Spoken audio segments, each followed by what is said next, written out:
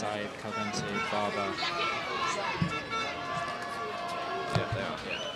Voilà, on va laisser les joueuses se placer sur la ligne de fond. Ready for it if you are? Yeah. You learned the names already? Yep. Yeah? Abayard, Corsan, Bonami, Mott, Allez, Richard, Saïd, the attention. captain. Voilà, on va demander Shall aux Espagnols de laisser. Send them information now? Yeah, I'm good to go. Back Good to line, go. please. Good. Stay on the back line for the showcase. Oh.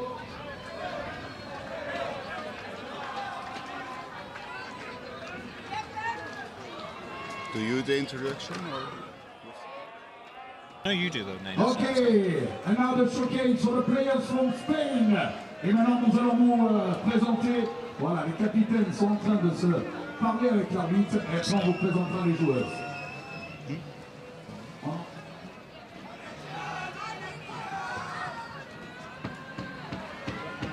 Ok. On peut les applaudir.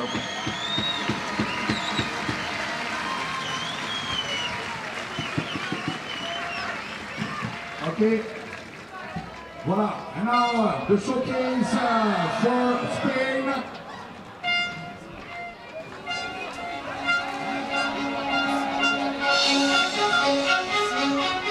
And now the players for Spain. The number one.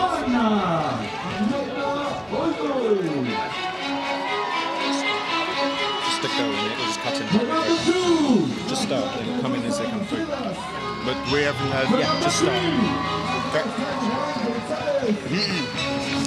Hello and welcome at the World Championships of Canoe Polo, Saint-Omer, France. At this moment in time, the players are being introduced.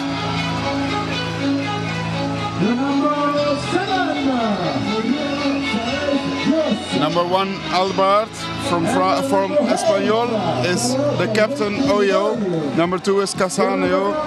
Number three is San Juan. Number 5 is Noguera. Number 6 is Calvet. Number 7 is Said.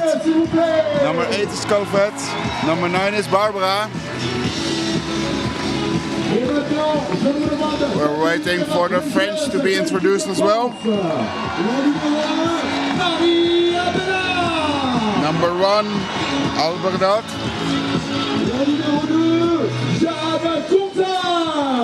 Number 2, Cartin.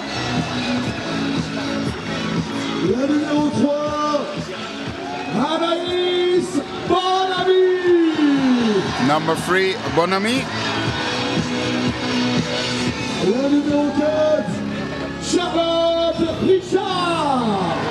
Number 4, Ricard. La numéro 5, le capitaine Laurent Salou. Number 5, the captain Salou. Numéro 6, Meyer. Number 6, Meyer. La numéro 7, Antigone Herrien. Number 7, Mero Herrien. La numéro 8, Camille Bretéché. Number 8, Brescia. Les coachs de cette équipe, Nicolas et Jérôme. S'il vous plaît, le public de Saint-Omer. The under 21 women are facing the crowd here now. And they get a big applause for reaching this small final. The small final will probably begin in a few minutes.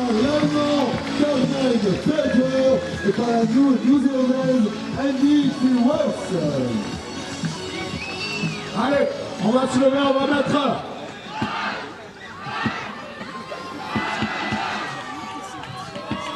Chanting's good from the French supporters here. The turnout has been really, really good all week, but it's just getting bigger and bigger and bigger. Teams lining up, ready to start. We will do the commentary for the small final. My name is Jor van Geijn. And I'm George Longley. Well, the turnout is really great. The French are supported all the way. Really filled up stage. It looks the sprint will be done by number 5 from Espanyol, Nogueira, versus number 1, Albert from France. Abeyard and Nogueira pacing that down. Nogueira wins that comfortably. Abeyard going over the top. One of them has to compete for the ball. Calvente cannot contest that. Abeyard wins it for France, passes to the captain, Sayou, and they begin the first attack. We're here joined with Marzena from Poland and Louis from Espanyol. Those are the referees for this match. Both teams had a semi-final earlier today. Both teams lost, so they really want to finish this tournament by a win. Sayou already with a potential shot opportunity, a little shove there, but it's a illegal kayak tackle hit on the keeper. France giving up possession to Spain. Fast break option, really good for the Spaniards here. With all Side 5 here players. with the ball, passes it up to Calvente. Calvente stopped by Abeyard. Oyo back to Calvente. Calvente with a shot, blocked by Bonami. And it will be a Spanish corner. In the semi-finals, Espanyol lost to New Zealand. And in France, they lost to Germany in the semi-finals. By both players. Will do everything to win this last one. Before this matchups, for the semis we already had a pool, but I will tell you later about that. So Spain already just about keeping hold of the ball there. Nogueira gets it back to Oyo. Calvente here now, and you can see in the centre, San Juan currently fighting against Sayou, the captain for France. Trying to work themselves a gap on the left-hand side. Passes it around to Oyo. Uses that gap shot and goal! Off the top bar. Beautiful work there by Oyo. Putting Spain 1-0 in the lead. Both of these teams have met already in this tournament. The previous time, the France team did actually beat the Espanyol by a score by 6-2. So they're looking to repeat that. All the under 21 women were actually in one pool together, but I'll tell you later about that. So yeah, France now running their attack, using up almost half of the shot clock time. Abeyard here with the ball, now Bonami on point. She's got Abeyard and Bretichet on the far side, Mero Hayren on the far side. Abeyard now, all the way in, beautiful pass, and Meyer gets the goal. Already equalising for France. An explosive first 3 minutes of this game. Two very different attacking and tactics for these two teams. Spain opting to overload from the far side, drive across and force a gap and get a nice run from there. France instead getting a player inside the middle. France are getting the player in the middle, getting the ball to them, and a nice easy shot directly in front of the keeper. In the first pool, Espanyol was actually 4th already. France did manage to win a 3rd with a beautiful shot and score for San Juan. Means that Espanyol is again in the lead winning this match. So Spain now taking a letter out of France's book. San Juan sitting again inside the French zone, and all they had to do is just squeeze that ball in that gap. Which was actually quite easy because there was so much room left by the French defense. I know the French people don't want to hear it, but it was really the same play as they did against Espanyol. Yeah, and you can see here now, this time, Spain doing a solid job trying to keep them out. Sayou is on the far corner, but it's a save by Oyo. Oyo, the captain of this team. Yeah, so we have French corner taken by Richard. And this time we'll see if France decide to use a little bit more of the time. The French actually have a really good top scorer. Oh, a far away shot, but beautiful save again by Oyo. Number 5 from France. The captain Salou is actually the top scorer of the team with 7 goals already this tournament. The second player in their team is Albert, number 1 player. And speaking of taking a run in from the far side, pass all the way over to the captain, getting it straight through the Spanish zone. But unfortunately, she's getting absolutely hammered here by Calventi, one of two sisters on the team. Gets it through. Back to Bonami. Bonami now in the middle, and it's just hitting off the boat.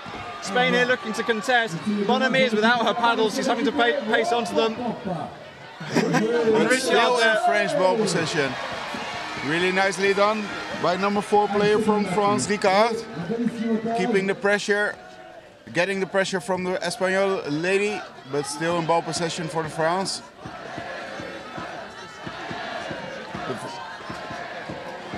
So Bonami, Sayu doing a little bit of a switcheroo around here. Shot clock almost over. 3 seconds left. This will get ball possession to Espanyol. Yes, shot clock is over. So Espanyol is now back in ball possession. With already halfway mark on this first half of this match. Bonami pacing it back there to get in goal, but no real threat of a break here. Spain aren't really pacing the ball up. They're happy to take their time. Abayard defending really high up, trying to just protect her 3 pins behind. And now Noguera, Oyo, Barber, The French, Calvente out back. the French really using a strong 1-3-1 defense. And a run there, the ball's dropped. Abayard goes to contest it from Oyo. Oyo, though, happily grabbing that up and passing it back to Calvente. Only 15 seconds of shot clock left. Spanish really looking for a shot now. Cool, so Noguera bringing that in. 8 seconds left, needs to take an opportunity. One of them is forced to Calvente, lobs it over the top. Oh! That's a bit high, unfortunately. Not even getting close to Bonami's paddles. It was a bit risky what the Spanish did here with shooting from afar, but almost all of their players were actually in the defense of the French. If the French could have gotten ball possession really quickly, a fast break opportunity was really good option for the French. So the Espanyol ladies really have to focus on that with the next attack, and especially when they play out the shot clock so far. Yeah, we really have noticed both times so far, both teams have really run down the clock, forcing them to take shots that are less than ideal. Sayu now really in close, gets the pass, but it's intercepted by Barber. Spain keeping hold of it. Noguera's now got it, gets it out to Calvente. Calvente up with a break. Canosa is here on the far side, but she's getting shut down by Sayu, so may not work out. Can they get it through? Gets it. Yes, one-on-one. Opportunity. Oh, the tight angle. Picked back up. Still a Spanish. Oh no, it's an illegal kayak tackle. I think Canosa there just nudging Sayu while she was in goal. And therefore back to a French ball. Maybe a quick break back the other way though. Sayu absolutely pacing it up the pitch. Maya's there on the other side. Can she get the ball to him? Still going, draws the defender. Oh, blocked, beautifully done by Cavet. Really saving the Espanyol there. But now a fast break option is still possible for the Spanish ladies. Bonami is under the goal for the France. But the Espanyol take their time to really set up their offense and trust in their own attack. Yeah, really key there. The pressure applied by Maya just stopped that break in its tracks. They just couldn't get a clean, long pass up to their players who are making a break. Really beautifully done. Then sometimes you just have to pressure one player and the attack, the fast break is stopped. But this does mean she does use up a lot of shot clock time because there's only 20 seconds remaining. Pass now to Sayu. So you notice Mero Hiran on the near side pushing up really hard, and it is running down the shot clock time even more. Shouts from the pitch from the supporters, they notice it too, and that's a forced shot with only 4-5 seconds left. But Spain do manage to secure the corner, forcing Bonami to make a save. Yeah, and this time, if you notice, the Spanish girls were actually outside of the French defense, so that was a really good play with them at the last few seconds of the shot clock. Because the fast break, if that would have happened, they could have gone man-on-man. Yeah, so here again, Mero Hiran going and pressuring really high up, right in Oyo's face, forcing a pass back to Calvente. And then Nagara here, again mirror here and putting a little bit of pressure on here. The front defense on the other hand, the 3 pins really not struggling too hard. Barber isn't really making them work just yet, and they're quite happy just to sit there. And the goal of Barbara here is to try to ensure some room for herself so she can receive the pass or make it a block and get some room for teammates that they couldn't shoot and quite clearly to the goalie from second line. I do wonder whether just the crowd and the pressure on this game is getting to the players. Oh, slip up! French ball possession! Paddle foul for France. Bon Ami there, passing straight up. British now with the ball all the way over. Oh, beautifully done by number 6 from Spain, Calvet. Touched the ball just slightly, and that means a fast break opportunity the other way around. So loop over the top, trying to get to bar, but paddle foul in favour of Spain. British is not happy with that, and this will be the end of the first half. Spain now leading 2-1. Oh, that was some real action in that first half. Really closely matched. Spanish really got really well back with the 2-1 so quickly after that goal against them, the tie for the French. So a lot of goals really early on in that game, but surprisingly enough, the French there seem to be in control towards the end. Surprised that maybe it took them a little long to warm up, or maybe the Spanish were happy just to sit on a 2-1 lead, didn't feel under any pressure to risk losing possession. In this break we'll use to thank our sponsors, Brasserie La Goudal, Eivage, Youpen Sports, Arc, Connect, Vortex and Groupe Le Mans. This break is being used by the players to drink some water, some refreshments, while you see some beautiful slow motion on the screen for yourself. But most importantly, they also get some feedback and some tips from the coaches. Try to maybe use another tactic and try to gain the upper hand in this next half of this match. Yeah, absolutely. The key thing here will be how Spain aim to, of course, hold their lead. So maybe they won't be changing a huge amount, but as I said, they seem to be losing a level of control towards the end of that game. But equally, if they're happy to run down the clock, then it seemed to be working for them. On the other hand, France maybe needs to do a bit more of what Omer was doing towards the end of that game, applying that pressure, maybe giving them a better chance of winning that ball back, getting possession. Of course, if they've got the ball, Spain can't score anymore, and they just get to keep it and keep going for the rest of the game. Of course, the cameras are really focused on the French team here. It's their home front here. But we still wait for the Spaniards girls to get started again. It's really worth calling out. We mentioned this a few times, but for a small sport like ours, the size of the crowd here in a relatively obscure part of France is pretty impressive. Yeah, almost no free seats anywhere. Actually, a lot of people are sitting in front of the pitch just because they really want to see it. Even we have a first competition stand, which is for the players, and it's all filled up as well. Everyone really wants to see the small and later on today the big finals. Yeah, the fact that you have to reserve a stand for the competitors because so many spectators are going to turn up is a really strong sign. So, I think we're almost ready to start. Sprinting for Spain, looks like we're going to have Nagara. Sprinting for France, looks like we're going to have Sayou, the captain. That is the end of the halftime break signalled. Ball is ready. And we're off! Whistle's blown. Nagara versus Sayou. Will we see a repeat? Sorry, that's Calvente making the sprint. My mistake, but Calvente wins the ball, gets it back to her team, and they get to start out the first round of possession. So the French are back at their 3-1-3 defense, trying to ensure some room for the between the goal and the attackers. Now a lot of pressure from number 3, from Spain, from San Juan, trying to breach the defense of the French. Looks like she actually makes some room on Ricard on the right.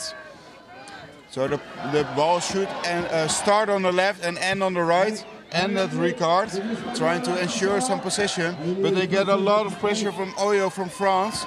France really using an offensive kind of defense here, a really aggressive one, trying to pressure the Spanish in making a mistake.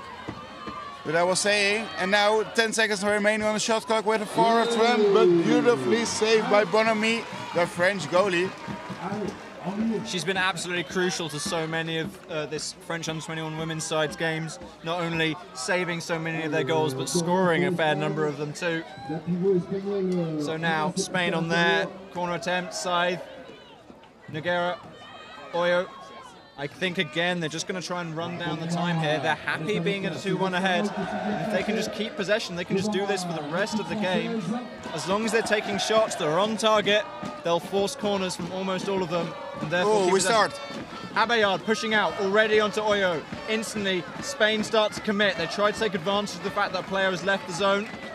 We've got half of the shot clock period down, but Spain weather that little. And again, Spain setting up their attack really well. They really have the focus to again and again set up their own attack, which is really impressive. You just, as a player, you want to shoot and score, but again saved by Bonamy, and this means France are actually in ball possession. So Richard now trying to get that back to Abeyard, trying to give them a break. You've already got Sayou up in the Spanish zone. But unfortunately, but really wisely done by Noguera. Yeah, she's doing absolute work here, giving the rest of her team lots of time to get back, holding up 3 French players by herself. Courson actually breathed the Espanyol defense on the right side of the pitch, but there is also some more room on the right side. Not really a shot attempt from Oyo. So yeah, Abeyard there, trying to get an opportunity, but just being shoved around by Calvente, one of the sisters. And now Bonamy, you can see her coming forward as Noguera is sitting in front, intercepting the passes, makes that one to Abeyard really hard. Sayou now going for the shot, trying to get it past, and sees not. Abeyard now, blocked by Oyo. Solid work there by Spain, keeping that out. A little bit of frustration. Oh, I think, yeah, that's a paddle foul in favour of Spain.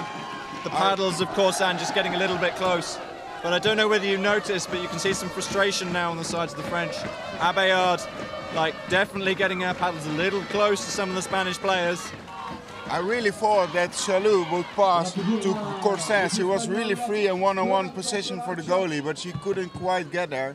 Maybe she didn't see her teammate, or she wanted to shoot herself. Yeah, sometimes you do want to shoot and score. But at the position of Courson, it was a really good position. The Espanyol again trying to shoot, stretch out the clock. They already used up 4 minutes like this in the second half, really taking advantage of it. So yeah, Spain now forced with less than 20 seconds of the shot clock to go in. Barbas goes for the shot, blocked again by Bonamy. Really, just can't say any more than I've already said there. And now Calvente with the Spanish corner. So we probably will see again from Espanyol. They have a minute, they will use this minute. The last time they lost against France by a 4-goal difference. I guess that was a lot of them were fast breaks. Really patience with their attack, really stretching it out, and you letting do Sang-Wang in the defense of the French do their work, make some room for them, and then they will continue to strike. So half a minute has been passed by the shot clock. So yeah, Abeyard really going out there to push onto Noguera, but unfortunately, of course, that leaves a gap in the centre. Barber trying to take advantage of it. Courson, though, paddles get to it first, and now France really trying to pressure the passes here. Abeyard right on the face of Noguera, gets through to Barber, now to Calvente. Calvente goes for the long shot, and it's in a goal. Spain now 3-1, getting it. Bonamy got a touch to that, but it wasn't enough to stop the power behind that shot. That was really nice work by Spain, drawing the ball round, sending it round all 3 players until someone was open, getting a nice long shot through. Yeah, and she actually had another teammate even for the ball if it would have bounced off. She could have just grabbed it. It was a perfect play by the Espanyol here. I actually want to see the French supporters here. You hear them now, they're getting behind the team. They really have to, because they have a disadvantage of 2 goals here. Well, again, half a shot clock is already being used and all is in favor of the Espanyol here. Yeah, so we're already into the fourth quarter of the game here, and France really are having to work. Bonamy now can just see a sea of red players in front of her. Every single pass has a Spanish player in front. Manages to loop it all the way over to Richard and back again. And I think she might be forced to take a shot at this point. Gets it through, and it's over the top there. Meyer not quite able to get that one on target, and so it will be a Spanish goal line throw. But you can see here, Spanish defence getting a lot more confident as this game goes on. None of the hesitation that we were seeing earlier. I actually think the the French actually will go man on man, or woman, 5 out in this position, because there are just over 3.5 minutes left in this half, and the Espanyol, they think it's fine. Yeah, let them come to us.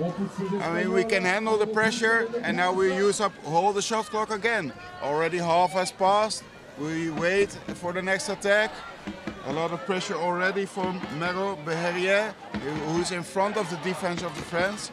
But the Espanyol don't care. They just pass around, killing the shot clock, and wait for the last few seconds again to make a move. So with 15 seconds to go, bringing the ball in, and instantly Bretéché is getting in the way of that, but it does not matter. Nogara able just to blast it over the top. We'll see the replay shortly, but Bonamy almost hardly unable to get her paddles to that in time, putting Spain now 4-1 in the lead over the locals. Yeah, and I must admit, it was actually a real stylish goal. Always using the bar or the post, it adds a stylish point for me. Sadly, it doesn't compel, but yeah, in my head, I always note +1. Sayu here now getting dangerously close to the sideline as she's getting shoved by Nogara, but the pass through to Bretéché not quite to hands. Oh, obstruction. Yeah, Oyo there getting in the way of Meyer, and therefore French ball within the 6 meters, though it's a little too far to the side. Just being told they can take it a bit closer, but I don't think it'll make a difference to them. They'll just pass it all the way back out. Yeah, Bonamy now. I think she'll start the star on her side. Bonamy, Abeyard. They really have to score this attack. I mean, if they don't, it's literally just over 2 minutes for, well, at least 3 goals and preferably 4. The Espanyol will probably, well, get a lot of pressure from the French, but they have a lot of extras. Soule. Sayu manages to get the ball, tries to get it to the hands of Bretéché, but as it lands in her hands, it instantly drops into the hands of Calvente. Therefore, Spain just able to get it off the goal line, passing it up, barbing out, and just as you said, they're now going for a 5-player press. Yeah, it was the only play they can play, the French. Really tried to pressure the Espanyol ladies. So, I don't know whether you've seen this, but on the near side, there's been a clashing of paddles. Meyer and Oyo. It looks like Oyo is going to be sent off, I think. Or maybe both. Both, yeah, both. They were just clashing. So it will actually be 4 against 4. Power plays kind of situation for both of them. It's really who will score the first goal. The other team will actually be in favor after that to score their own goal. The question there are is, 5 players now on the pitch. Well, no, so there are 4 Spanish but 5 French. And I think, Mero Hiren just being corrected that it will be 4v4. Oh, the French actually got lucky with this call by the ref. I've seen it happen today before. It was actually Belgium versus Lithuanian. It was just done. The substitution that got into the pitch was sent off with a green card anyhow, and it was done. So the French actually got really lucky here by this call. By the looks of it, the scoreboard is also not correct. Referees just having to quickly confirm. Referee on the far side, Andy Fear-Ross from New Zealand. And on the near side, I'll find the name on the list. It's a very long list, there are a lot of referees here. I think it's Carmen Perger from Germany. I think they're just correcting the table now. I think the table just missed that there were both a green card. It's an unusual situation, I must admit. Yeah, team's just told, like, we're in a timeout, calm it down. I have seen players getting carded for contesting too much in a timeout before. Yeah, which is a bit strange, but yeah, It works. Timeout, just wait for a few seconds. We will probably see a lot of action from the French on the Espanyol trying to gain control of the ball. Espanyol really have it in favor here with 1 minute and 40 seconds remaining. If they can stretch out these minutes, it will be perfect for them. So we're off already. It's worth noting we've already seen 2 goals scored within 20 seconds in one of these games, so it's absolutely possible. San Juan right now with the ball. She manages to make some space between her and Abeyard. Gets it back to Galvente. A play on an advantage given. That's the first deliberate foul, I think, possibly for Sayu. Nice pass there to Saïd. Not quite on target, and so it will be a French goal line throw. The interesting thing is, of course, Spain also deciding to go for the 5-player press. They don't need to. Maybe a little risky for them. Abeyard now holding onto the ball. Gets it through to the captain Sayu, who's free. Being quickly shut down here by Nagara. Gets it again. Bredeche with the ball. Hit by Calvente. Bredeche just about keeping control of that. Looking for an available pass. Abeyard now available. They need to get this ball up long. Like, they need to get some players in range of the goal. Sayu now. And it might sound strange, but it actually doesn't really matter if the French score now, because the Espanyol ladies will then be restored to 5 players, which is really an advantage. And it's the same way around, so the Espanyol don't really need a goal. Oh, really good shot possibility for the hair. Yeah, so Sayu now looping from the back, and that is not a goal, that is landing on the top of it. And just a timeout just while they fetch that one back from the top. But the time is now stuck at 25 seconds while we wait for this just to be fetched back. There we go. Nice work by Saïd. The Espanyol has won. They have won. You can do a lot, but 3 goals in 25 seconds, I don't see it happen. I want to see if French here can earn themselves a goal at least in the last 20 seconds, if they can get this ball back. Calvente here being hammered by Abeyard. Holding on to it valiantly. Pass now, Nagira. 10 seconds Bonami goes with the push. Round. They have won. Scythe here. And just needs to hold on to it. In front. It's over. 4 against 1. Against all the odds. That's why I actually won the bronze medal here. Coming into this match, I must admit, I really thought the French would win this. They were better in the pool. They actually were better against them before, but they won. It's been a really tough day for the home crowd here in France.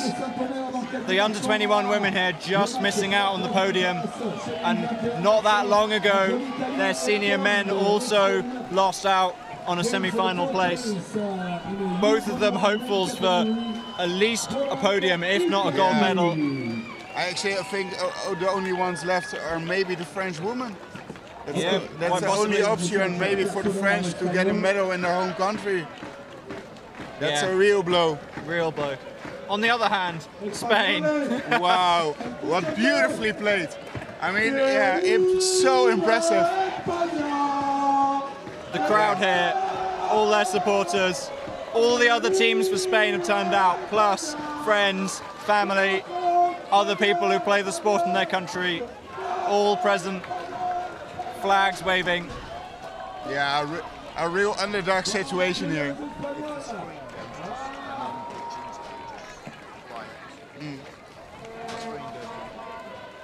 Yeah, it's beautiful for those Spaniards goal. They actually, they just barely were able to make the 4th place in the pool before this. It was a really close goal, otherwise it would have been the Dutch, or it was all so close. And they lost against New Zealand, but that was calculated, let's keep it at that. And against the French, French did so much better in the pool, but you have to make it worth in the moment. Yeah, and as I said before, the pressure of playing in a tournament like this, especially for the younger players who maybe aren't as experienced as some of the senior squads, like, you've got such pressure being applied by the sheer size of the fans here, and you really don't want to let them down. So fearful about making a mistake potentially. But equally, I think both teams played really, really well. They absolutely paced it out there, especially the not 5 out, but the 4 out towards the end. Yeah, it was so impressive. And it was such a strange situation, 4 against 4. I mean, if just one of the players had gotten a green card, it would have turned the tables probably. But this 4 against 4 was perfect for the Espanyol. I mean, if the French would have scored, they were with a woman more on the pitch. Yep, absolutely. Which probably would have meant that the French or would do a risky 4 against 5, or they would have just gone back to the defense, and Espanols would have just used up the time. Yeah, they were in a perfect I can position. see now. I think we're about to interview one of the Spanish players, possibly their captain. I can see them being brought over. They're speaking to Oyo right now. I can't believe it. Yeah. You know. I mean, this morning you were happy just to get 4th. Yeah. We were happy, but now it's incredible. We are very surprised. What do you think? What do you think it was about your team that made you come this far? I mean, you're so young, you're so new. I don't know it really. I'm like just I can't talk, you know. I don't have voice. What would you like to say? You can say something in Spanish to all your friends at home. Gracias por todo el apoyo y a la grada de ahí, por favor, mira la grada, mira de todas estas personas de aquí. Gracias, muchas gracias. Congratulations, well done. Thank you so much. Thank you so much.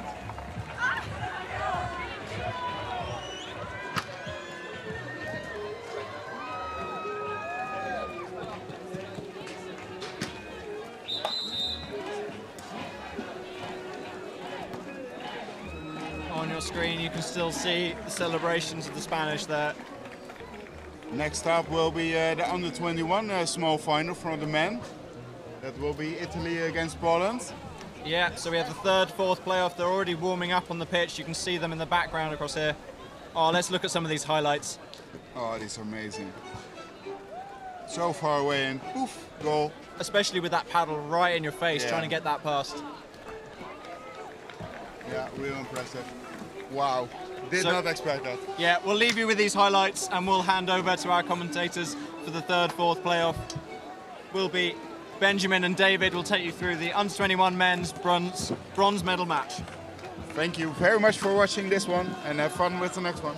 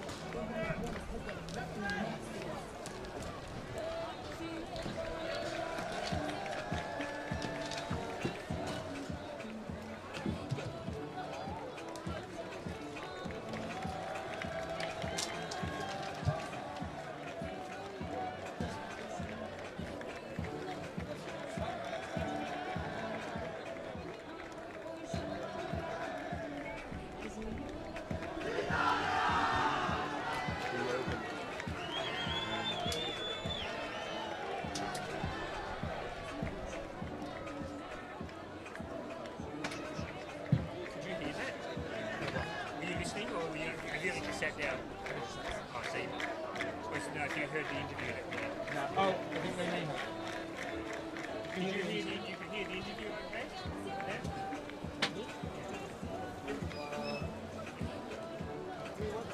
It's okay. Okay, check the commentators last.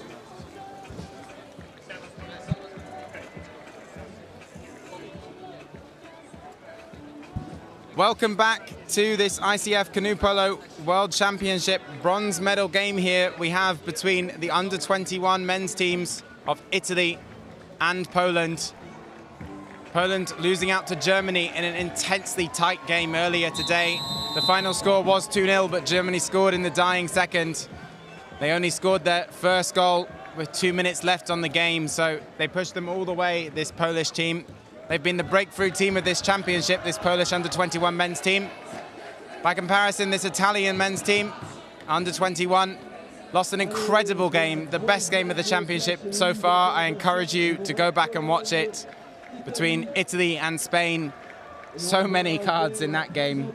I think I've heard the refs talking about it, and I think there were 7 cards in that game, and of those 7 cards, 2 of them were yellows. So we're getting ready to go here. My name is David McVeigh, and I'm here with Benjamin, who's going to be commentating alongside me. And we're just waiting for this game to start.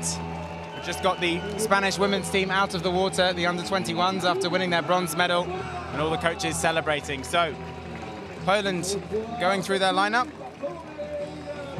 We have Julius Bulira, his brother Jan Bulira, and Vardak, the goalkeeper, number 3. He's made some great blocks already this competition. 5 is Manchak. Number 6, Rosiak, and he was great earlier today in the German zone. He really made those large German players fight for their position. The first player I've really seen do that so far in this competition. Rakuba, number 7, and number 8, Rakowski. And lastly, Kalisec completes this Polish under-21 men's team. And over to you, Benjamin, for Italy. And the first one for Italy is Francesco Barbagallo. He's the goalkeeper of the Italians. And number 2, it's Pietro Iuvara.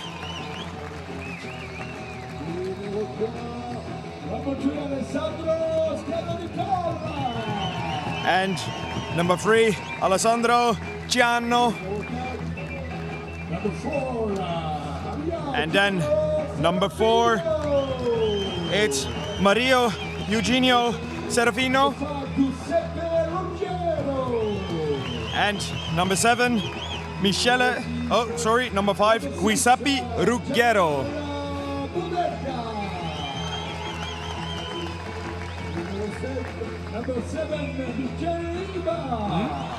Number 6, Jalal Buderka, and number 7, Michele Iba. And the second to last, Paolo Messina, number 9. And the last one, number 10, Tommaso Gaetano Lampo.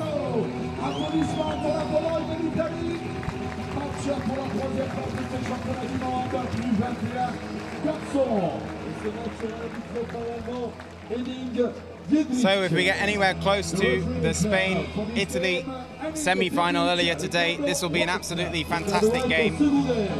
I've loved watching these teams in the competition so far, and we should have a very fast and exciting game.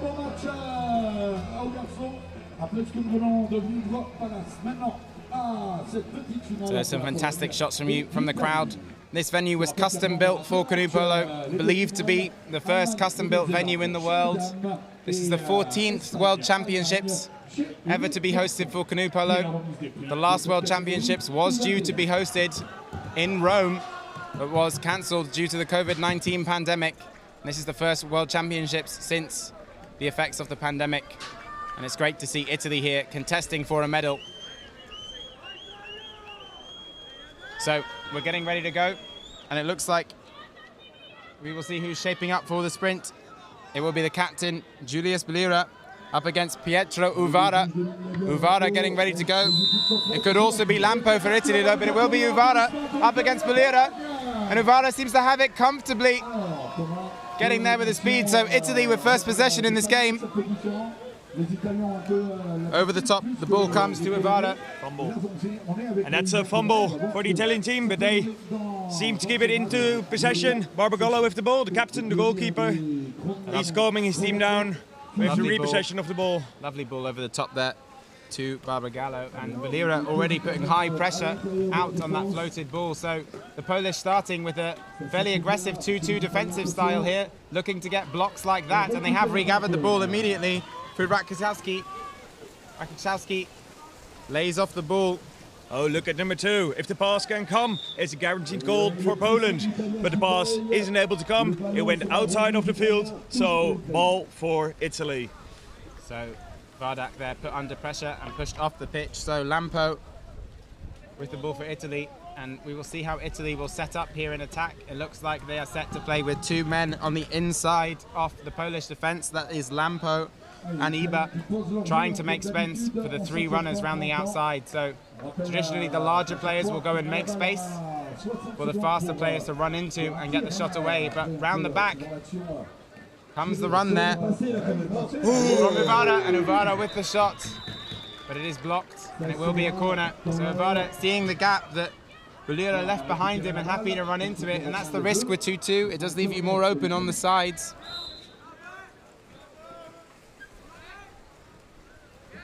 So Ruggiero can't get it to Uvara. Ruggiero over to Barbagallo. Back to Ruggiero. Across the pitch, it comes to Uvara. Uvara starts the drive. Left side is open, but he passes it down to the middle. Popped over the top to Barbagallo. Barbagallo, the talisman of this under-21 men's team. He is a giant man. Also their goalkeeper. So, Ruggiero seems like there are going to be a lot of opportunities in it. 1-2-2 defense of Poland. There are a lot of gaps. They just need to get there in time. Now ball over the top to Barbagallo. Is he going to go for the shot? He does, but blocked by the goalkeeper, number 3, Bartolomei Vardak. So Barbagallo there, shaping to shoot, bringing the ball down to his stomach and then trying to fire it up with his wrist towards the goal, trying to trick the keeper. It's a very, very difficult shot to complete. Yeah, but I've seen him do it a lot of times this tournament and scoring a couple of goals that way. It's surprise. It's an element of surprise for the goalkeeper, but this goalkeeper wasn't phased. And that shot well over the top from Ruggiero there. So Poland will have possession in this game for effectively the first time. They did have that short period earlier where they were under pressure, but now they will get to shape up their first attack, and Italy not able to capitalise on some of the spaces that they found there in the Polish defence. The Italians having a different defence system, playing 1-3-1, 3 blockers in the middle and a chaser for the ball. So ball comes over the top to Bulira, out the back to Manchak. Manchak has the other Bulira brother in Jan over to his right. Jan on the ball now, back to Manchak, across to Bulira. Bulira drops the ball but regathers. No opportunity on the inside at the moment, but a pocket made here by Rakaszewski, and the shot comes immediately from Bulira, but it's easily well blocked, and a beautiful pass round the back, falling away from Ivara, and the break is on here. Lampo, is he going to score? He's in front of the goal. Number 1 is chasing him, but fantastic work by the captain, Julius Bulira. Fantastic to get back, put the pressure on, and again get the block, and he is fired up at the start of this game. And I think Lampo could have done better there. He had more time. Maybe he just tried to calm himself down. Yeah, but I want to give a bit of appreciation for the number 2 player of Italy, Pietro Iuvara, blocking that ball in defense and getting it into his hands immediately. Now it's Lampo again with the shot, but again another block from the goalkeeper Vardak. And Vardak's had a fantastic tournament so far. He's kept his team in so many games in the fight to ultimately win games as well.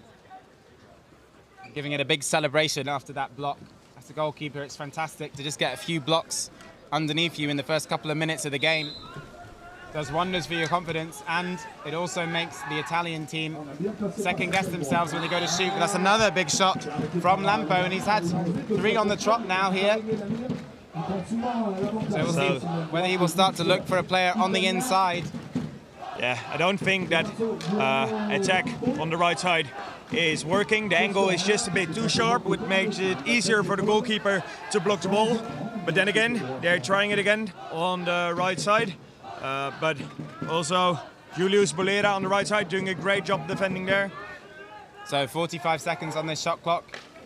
Not sure Italy have a recognised left-hander here. Oh, big shot coming from the captain, but that was easily blocked by Vardak, and Poland are away here. If they can free the ball up the pitch, then Belira, he turns the brakes back on. They are a fast-breaking team, the Polish. They like to take big risks. The ball now back to Manchak, though. They will set up an attack here. And Italy doing well to cover that, and Lampo frustrated, and on in his place comes Uvara straight into the defence. So Italy now playing with Uvara and Iba and Ciano across the back. Ball comes now to Belira. Belira trying to find space, driving in there. Uvara has to be careful on that side. He's frustrated, Uvara, shaking his head at something. Maybe there was a foul from his perspective, but only 8 seconds left on the shot clock here. It will have to come. It does come. Oh, wow! Vardak whiffed the shot, and it came off the keeper's paddle into the side of the bar, and it looked for all the world like it was going to roll in, but it didn't, and now Poland have possession again. Yeah, I think the Polish guys, they really want to win in 2018, the last World Championships. They just missed out on the bronze medal. They came 4th in the tournament. So now they have another chance to prove themselves.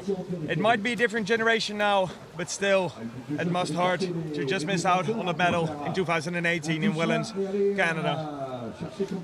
So Vardak takes himself off the pitch, the goalkeeper, when the shot clock was reset there for a foul. So bringing on a more attacking set of players then must be the call here from the Polish. Nicely wrapped around here. Can he find the pass inside? Oh, he does! Through the Italian players, and the shot comes away. And it was Rakczykowski with the shot, but it was blocked by the captain, Barbagallo.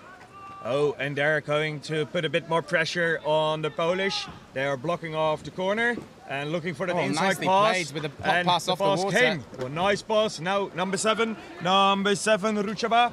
And back to number 1, Belira. But Belira shot it to the back post. So goal line throw for Italy. And what an opportunity for Belira that was. He was one-on-one with the keeper. He was being turned, but had to get it on target there rather than into the side bar off the goal. So Poland are able to find spaces in amongst this Italian defence. That pass through to the inside man was beautiful. Risky though at the same time, and that's what they bring to the game, Poland. Nice pass inside here though.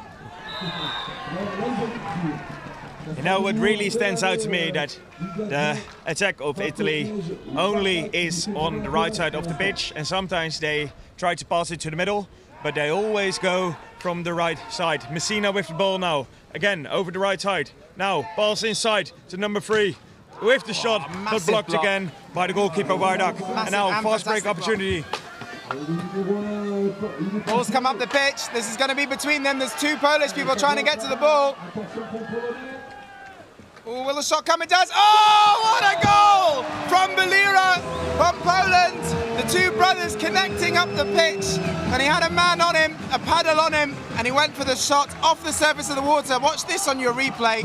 Down low and up, underneath the defender's paddle and into the net, and that is a fantastic finish, Benjamin. Fantastic finish, and also a fantastic setup by the Polish. The 2 brothers, probably they played a lot together in their youth, and still between Julius Belira and Jan Belira, beautiful setup for that goal.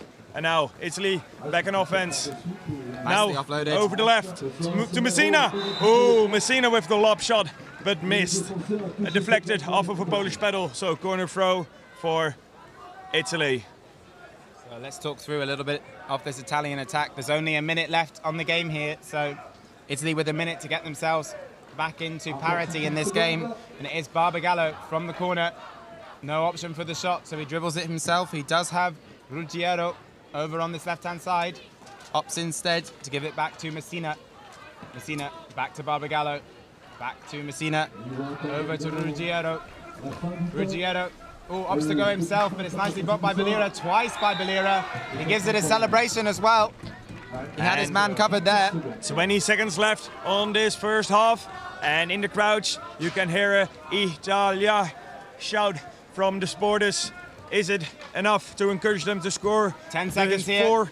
First goal of the match, 10 seconds. Messina with the ball, putting on a pressure by Jan Belera. High shot to Ruggiero. Ruggiero with the shot, and Ruggiero with the goal. What an amazing ending of this match. There's still 1.7 left to be played in this half. Score tied up, 1-1. What an equal match we have on our hands today between Poland and Italy. And a shot, but a miss from Poland. And Barbagallo there wasn't completely back in his net. If that had been on target, I think it would have tested him. So here is the goal again for you. Beautiful shot into that top right-hand corner. And the Polish without their recognised keeper in the net as well, in Vardak. So 1-1 at half-time. What a good start to this game. Amazing start to this game, Dave. Who do you think will be happier at half-time here, Benjamin? I think the Italian coaches should tell the players that they tried it a lot on the right side, but when they went on the left, it was an immediate goal. There was some time pressure, but still it was a goal. So they need to vary a bit more in their offense. And the Polish, they seem to handle it all well until those last dying seconds. But maybe for them as well, another offensive system to create more opportunities, to try that goalkeeper Barbagallo from the Italians. So just to give you some more context to this game, these two teams did meet in an earlier group phase, with Italy coming out eventual winners 5-1. So a significant gulf in the team by the end of that game. But of course, Poland will have had the opportunity to review that footage, and I'm sure they will have done either last night or today, knowing they were coming into this game. It's definitely a more even match than that scoreline suggests for the previous game between these two earlier in the championship.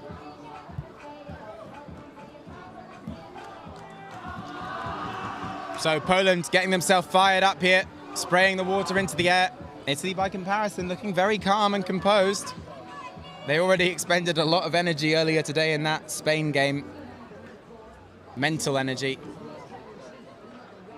Italy getting ready to go again now. You can see the captain, Barbagallo, on your screen, just giving a few more messages across the team, the supporters in the crowd, and that No, that fantastic supporter drone was shot. his twin sister in the crowd today.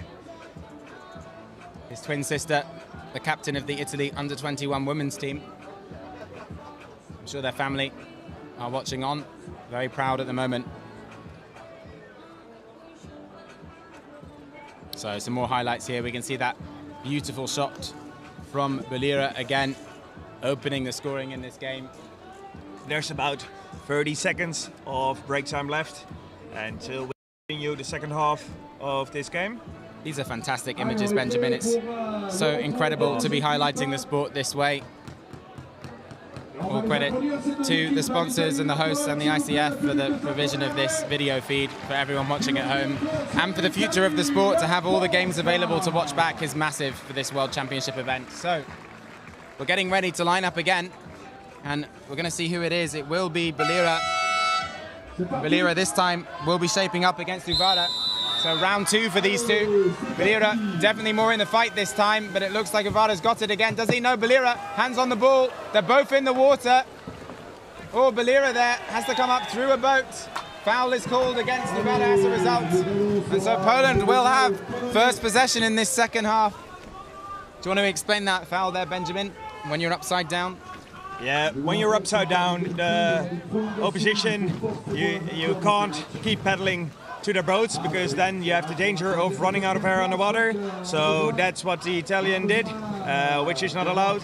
So that's why Poland are in possession of the ball. Yeah, he prevented him from being able to roll back up cleanly there, so the foul is given. And now Poland with nice passing, really, really on target passing around the back. Belera to Belera.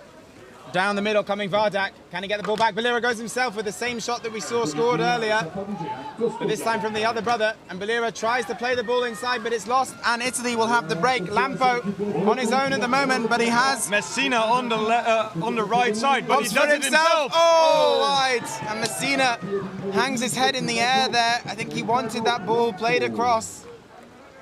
Italy look relaxed though. Happy to take the risk there with the long shot. It looks easy to score from distance, even from halfway in this game, but when the adrenaline is running, it's so easy to too much, too little, to either side as well. Bolera on the left, passing it into Reszkowski, and another block for Italian defense. Yeah, and the Italian defense there, giving it a bit of a celebration afterwards to let them know they're not going to come through the middle quite that easily, the Polish. High ball to Bolera, which he just about takes off his chest.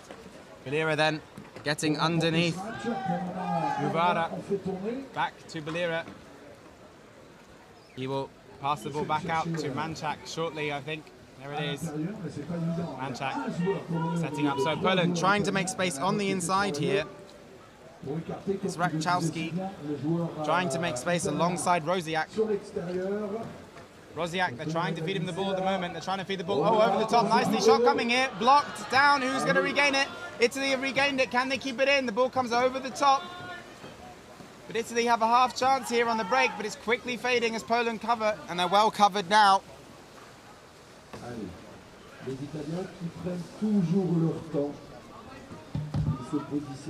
So, Barbagola with the pass to Messina. Messina, is he going for the inside pass or for the shot? Oh, he went for the shot, but it was blocked. And the referee, Ricardo White, giving away a corner to the Italians. Yeah, and Kalasek there with a great block in the Polish defense. So, ball round the back from Ruggiero. Over the top it comes. Blocked though. Oh, by nice shot from Jan Bolera. Bolera has options to Rakuba. Rakuba always under pressure here. Oh, the quick substitute from Poland. That was a smart move from Poland. Dangerous though, so risky. Yeah. You can substitute whenever you want in canoe polo, so he just got behind the line, and then his teammate on the other side of the pitch came into the field. So nice, smart move by Poland in maintaining possession of the ball. But the big risk there is you have to have your entire body and all your equipment, including your boat, behind the line before your teammate can come onto the pitch. So leaving themselves temporarily with 4 players and no option for the pass. So Vardak 20 seconds on the shot clock. Plays the ball behind him here. Vardak looking over to his right-hand side for Manchak. Vardak to Bolera. Bolera almost losing the ball, has to take the shot. Forces it out for a corner.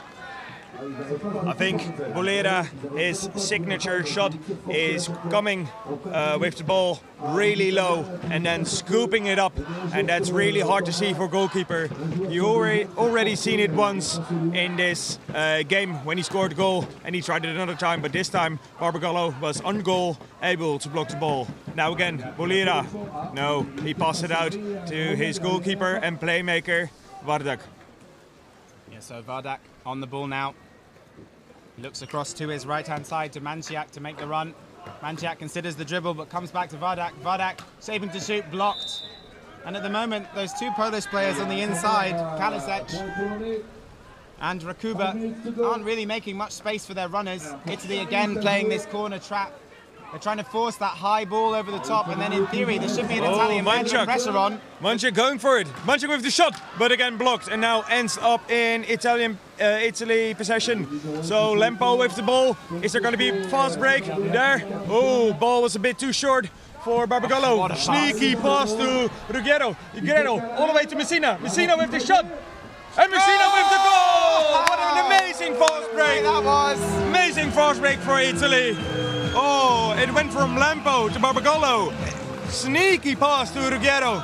And Ruggiero just passing it off to Messina. Messina finishing it off. What an attack for the Italians. We've seen the replay of the goal here, but the thing that really set it up was that pass from Barbagallo to Lampo. He had to turn on the ball because it dropped short, Barbagallo. And when he turned on it, it looked like it was all over for the break and they would have to set up an attack, and he just blindly popped it through to his teammate, and then the beautiful 2-hands ball over the top. But Poland straight back here in the attack, and they've given up the ball quickly to Italy. And now Ruggiero with the fast break. Ruggiero is in front of the Polish Bolera. Ruggiero with an open goal. Is he going to score? He scored it. He kissed the ball and then he scored it.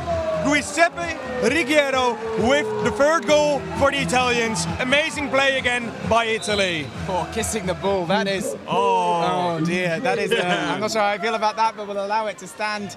I think It got so close to hitting the top bar and coming back out, and that would have been a moment for all time if he kissed the ball and then missed the open net, but that didn't happen, fortunately for him. And Italy take a 2-goal lead with 4 minutes remaining on this game. So Poland will have to do something special now.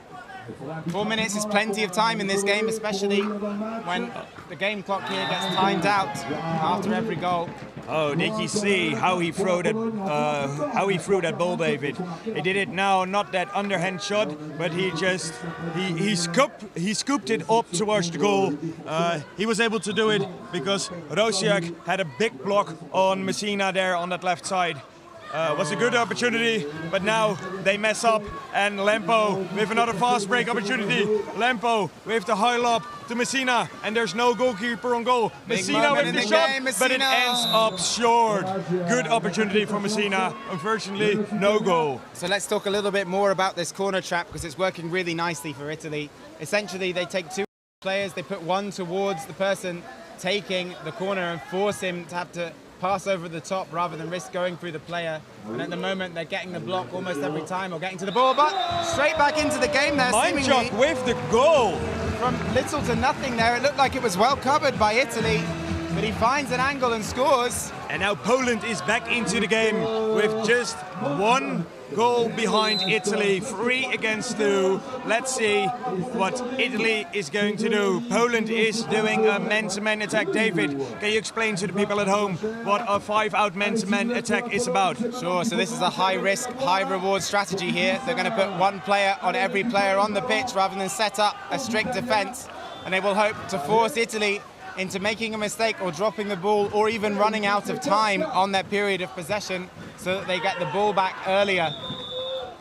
Timeout here. I think there was a foul between the 2 players. Oh, we have a yellow card. A yellow card for number 7, a straight yellow card.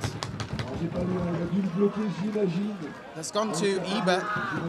Iber there, getting the waved finger from the referee, and I believe he must have said something to his opposition that the referee doesn't like. And this could completely turn the game now. They're only 1 goal down, Poland. They have plenty of time, 2 minutes 20. And for 2 of those minutes, up to 2 of those minutes, they will play against 4 players from Italy. It is a green card, a yellow card, but that means for a period of 2 minutes, Iber will be off the pitch.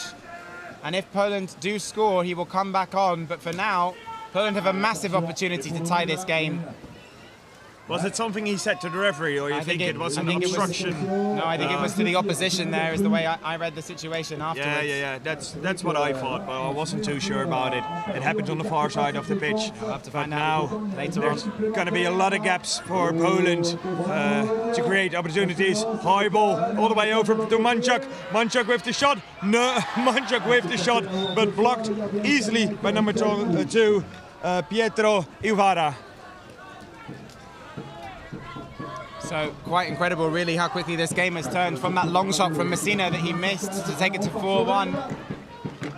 Poland trying to play it through the zone, or trying to regather there. Oh, that was a smart play by the number 3 of Italy, Alessandro Ciano. He was like, I'm going to scoop this ball away from everybody, not in my possession, just away from the goal. And that's how they were able to still be able. And Balira with it wide there, off the bar, off the top bar in the right-hand corner and out. And we're into the last minute. We'll check for you how long there is left on the card. Oh, but that ball has dropped short, and can't Poland regather it 25 seconds left on the card. They have gathered it. Balira to Balira. Goal! We're all tied here at 3-3. And Italy will be back to 5 players. And Balira, with 2 players to beat, gets that ball wrapped up and into the net. And just like in the Spain game earlier, it's Italy's discipline here that's let them down. Look at this replay, David. There are 3 pedals trying to block the ball, and still he got it in. Oh, wait. Amazing play. It's come up to Lampo on the press. Lampo scores! That's the risk of playing 5 out. Poland didn't need to do it. They brought the game back to 3-3. That was a massive risk from them to play 5 out after tying it up. And now they have to go and do exactly what Italy have done. They have 24 seconds in the game to tie this up. And that's going to be an extremely difficult ask. And Italy just setting up as robust a defense as possible. Poland here. Belira back out. Time running out. 10 seconds on the clock. 10 seconds on the game. Manchak dribbling in. Is he going to shoot this ball? 4 seconds. Oh! Shot. Goal! Goal by number 8. Kamil Rashkowski with the equalizer in the dying seconds of this game. What a goal for Poland. And now Italy with a long shot. What an ending to this match. No, it's not an ending, because now we have to go to golden goal. It's a 5-minute half, and the first team who's able to score wins the bronze medal. What an incredible game. What a perfect opportunity to show this sport to a worldwide audience. That is exactly what can happen in this game. You notice that at the end there, Ruggiero didn't kiss the ball before he tried to take the long shot. Maybe that's why it didn't go in. Yeah, maybe he cursed himself doing that little kiss. Anyway, wow, what a shot from Rachkowski out of nowhere. And the Polish make up for their decision to go 5 out. What an incredible game. To be honest, David, I didn't expect to be here after 20 minutes, but I'm glad I am. What an ending to this second half of this game. Amazing stuff here from Team Italy and Team Poland. This is exactly what you want from any medal match. Just true excitement. And as we said, Italy beat this team 5-1 earlier in the competition, and yet we stand here at 4-all. And that's the development of this Polish team through the competition. We said they were risk takers. It caused them problems in that game before where Italy just ran away with it. But this time, they're being more calculated, except for that decision at the end of the second half. And I cannot believe they went 5 out, having just drawn the game to 3-all. Yeah. I also can't believe they got away with it, with Italy scoring with 25 seconds. But unbelievable scenes here in the end of the second half. I think we had 3 goals in the last minute there. Yeah, unbelievable. And now let's also appreciate the level that these under 21 men's are displaying here. So now, to settle the game, with a game drawn, we have what is known as a golden goal period. Golden goal, the first team to score wins the game. It's that simple. It will start again with a sprint between the two sides. And it's going to be Uvara again. And he will be up against Belira. So Uvara versus Belira again for the 3rd time in this game. It's 1 each. Possession's so important here, and it is Italy who get first possession. Possession's so important with golden goal, of course, because you get the first opportunity to score that golden goal and complete the game. But both of these players rooked really fast. I think they went even harder than the first 2 times they tried to get that ball. Leaving everything on the pitch here. They know this is the last couple of minutes of their championship now.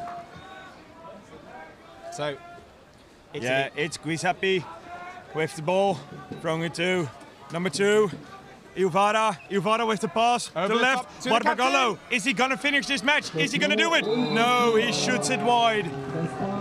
Barbagallo shaking his fingers there as though he got a foul, but I think he just tried to wrap it around the paddles. Didn't quite make it. He went for something a little different and special there. The dribble comes. Pressure here from the Italians. So now the Italians have pushed 5 out. They don't want to give the Polish the opportunity to score this. But will they fall back in now, Italy? Yes, they are. So back.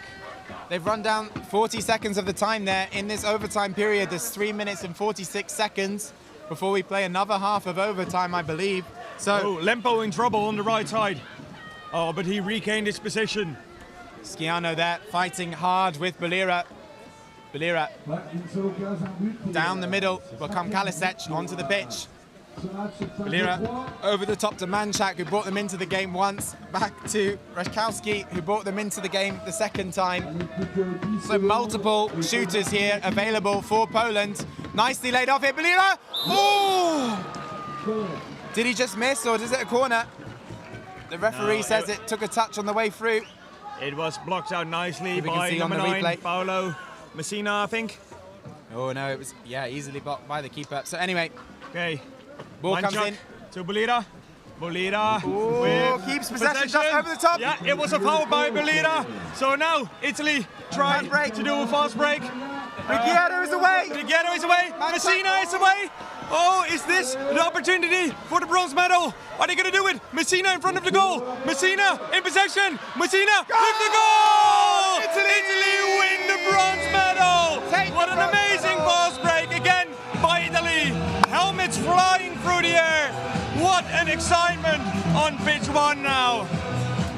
And the celebrations start for Italy and Poland, having got themselves back into the game twice.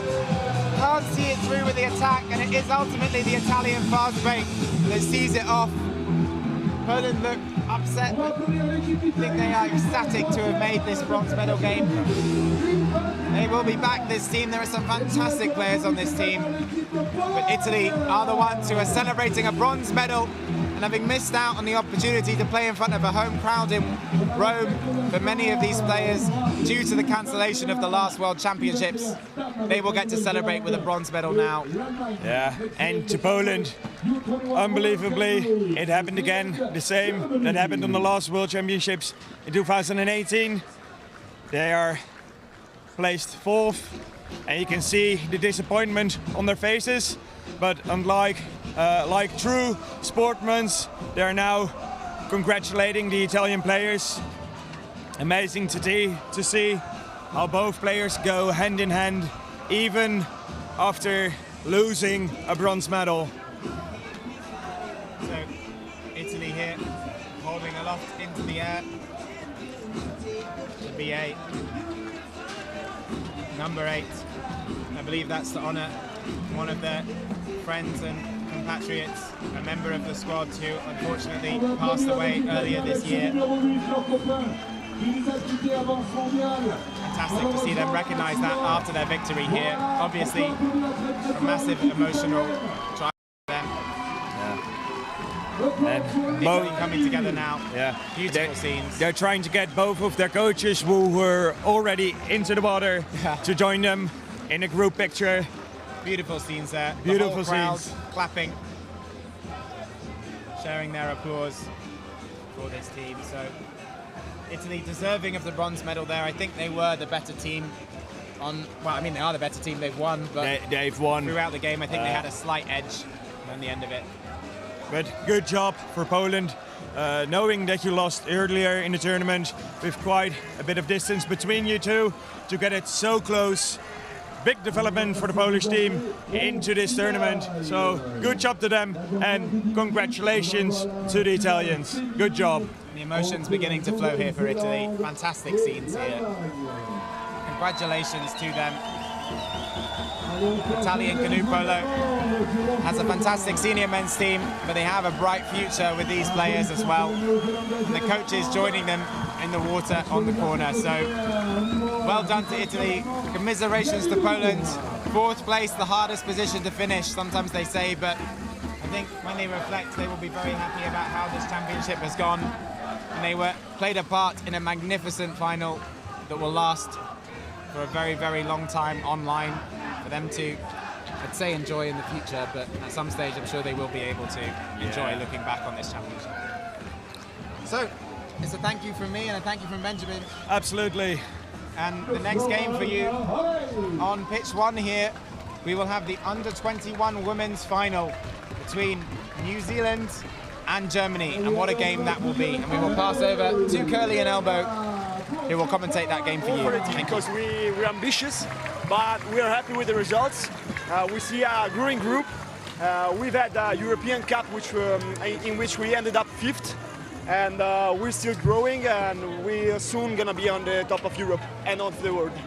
It's an emotional win for you guys as well. I know you held up the number 8. Tell us about that. We want to dedicate this win to Antonio Marino, which is a guy who played in our team, number 8. He passed away sadly this year, 1 month ago.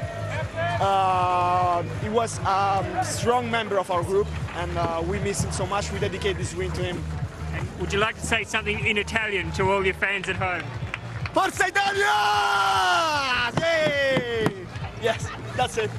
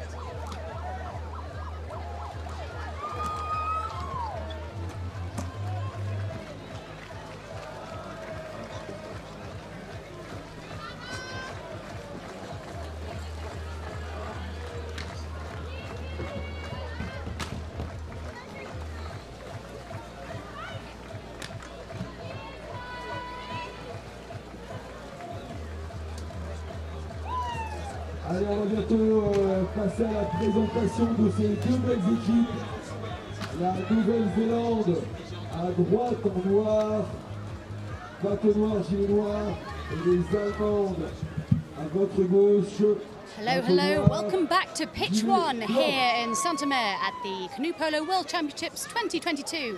My name is Elmo. I'm going to be commentating today here with my lovely colleague here who's going to introduce himself right now.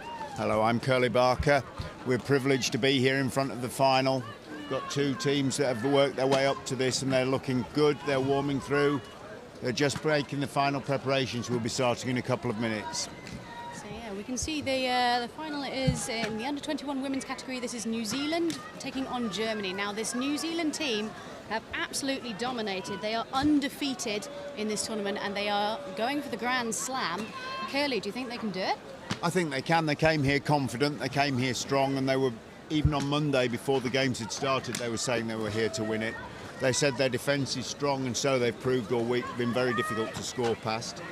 Those of us who've been in Europe, we know how strong the Germans are. No, you can't take anything for granted in a final, but if any team's going to put it to the Germans, it's going to be this Kiwi team, and we get the luck of getting to watch it happen, play out live. I think I make the Kiwis slight favourites, but being favourite in a final is not worth anything really. You have to prove it on the day. I couldn't agree more, and certainly even the Germans as well. They have been undefeated as well, apart from their match with the Kiwis, which was very close. I believe the score was 4-3 in favour of New Zealand, but it was absolutely stunning to watch. I highly recommend catching that on Catch Up.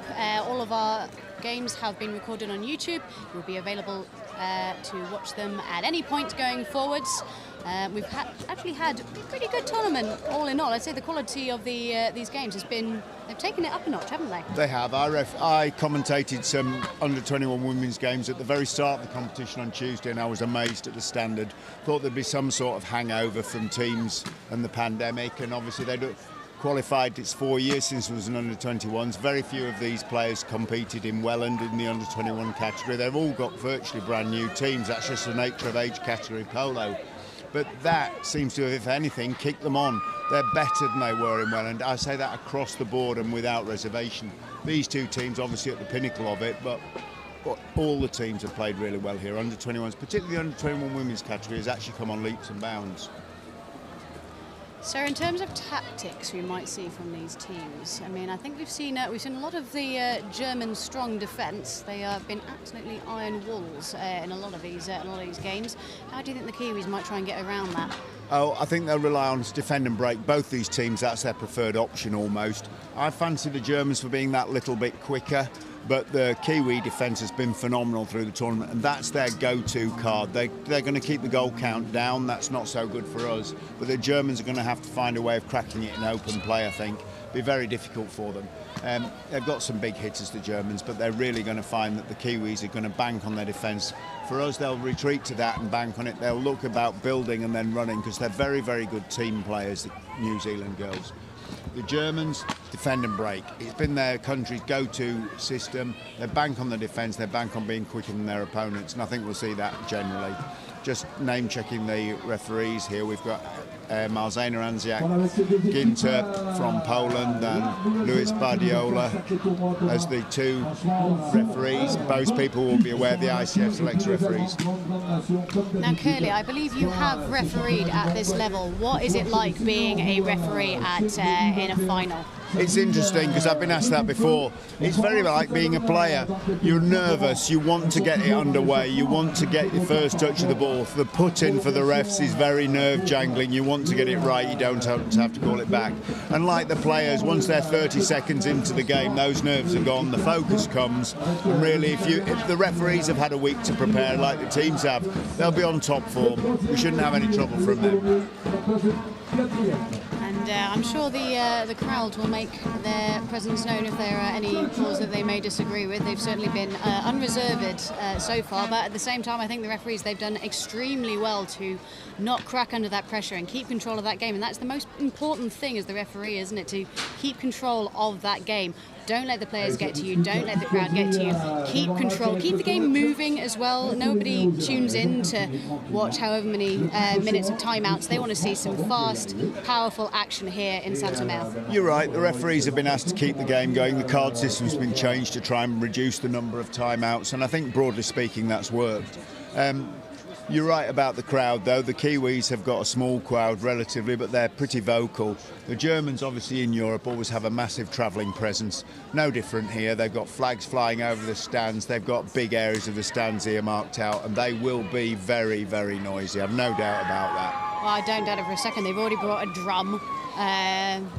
Small potatoes for the Germans. One drum's nothing, but we'll see what happens. Okay, but counter-offer, they've also got a golden retriever wearing a flower crown. Well, if that's the kind of thing that wins your games, they'll be just fine. Personally, I think it's February training, but there you go. But no, they're going to be called up. Well, obviously, we have a little bit more pomp and ceremony over a final than we do over some of the other games. We can look forward to that. Players will be wheeled out and we can name check them individually, I think. We'll just see the teams warming up with the Wisely polo balls that they have been provided with by one of our main sponsors, Upin Sports. So massive thank you to them. They've been absolutely integral in making sure. The arrangements with Upin have worked really well for polo. They've been global sponsors. They've provided balls, refereeing kits, but also they've provided equipment for development of polo in nations that need it. That's quite outstanding, and it wouldn't be fair to not mention the other gold sponsors, Brasserie Lagudale. Any tournaments organisers out there, if you can get a local brewery to sponsor your tournament, I suggest you do that.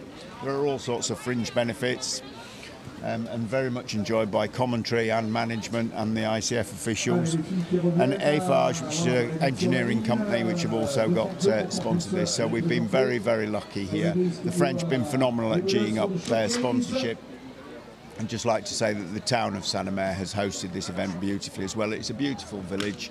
It's a town, 15,000 people, very typical of northern France, very hospitable. The people have been amazing here, and the support the crowd have given to all the teams, obviously particularly their own team. The warm-up music started.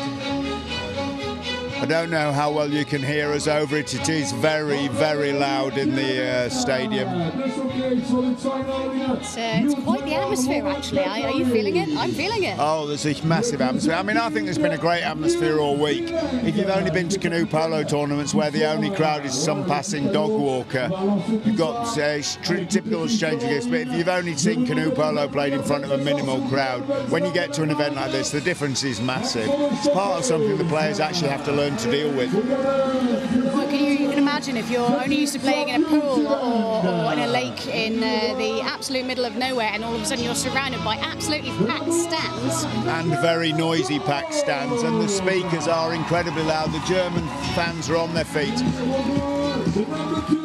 So, coming on for New Zealand, we have have Megan Broad, number 1, followed swiftly by Hannah Hunt, the number 2. Number 3, Kate Blinko, the captain for this team. Number 4, Jessica Azevedo, leader. Number 4, Jessica Azevedo, leader. Number 5, Greer Edelson. Number 5, Greer Edelson. Number 6, Ava White. Number 6, Ava White. The number 7, Alyssa Shepherd. Number 7, Alyssa Shepherd. Number 8, Haley Cameron. Number 8, Haley Cameron. And number 9, Ashley Grievous. And number 9, Ashley Greaves. The coaches for this team, Andrew McFadzean and Kelly Walters. And I have to say, what a stunning job they've done. They have. These Kiwi girls been drilled to perfection, there's no doubt about that. Confident and strong, that's what they brought all the way from the other side of the world. And they're going to find a confident, strong German team. This is really going to be a battle of two giants of the game. This is under 21s polo. Magnificent. Number 1, Lily Yondrell. Number 2, Annabelle Wolf. Number 3, Annika Eichert. Number 3, Annika Eichert.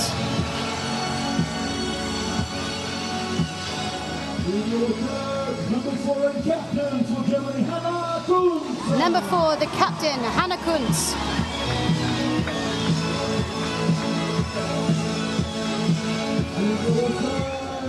Number 5, Nelle Kramer. Number 5, Nelle Kramer. Number 6, Leah Curling. Number 6, Leah Curling.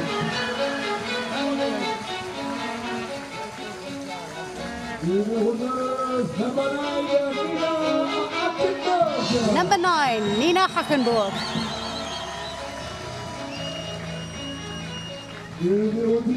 Number 10, Katharine Grunewald. And number 10, Katharine Grunewald. And of course their coach, Tomo Yondrell.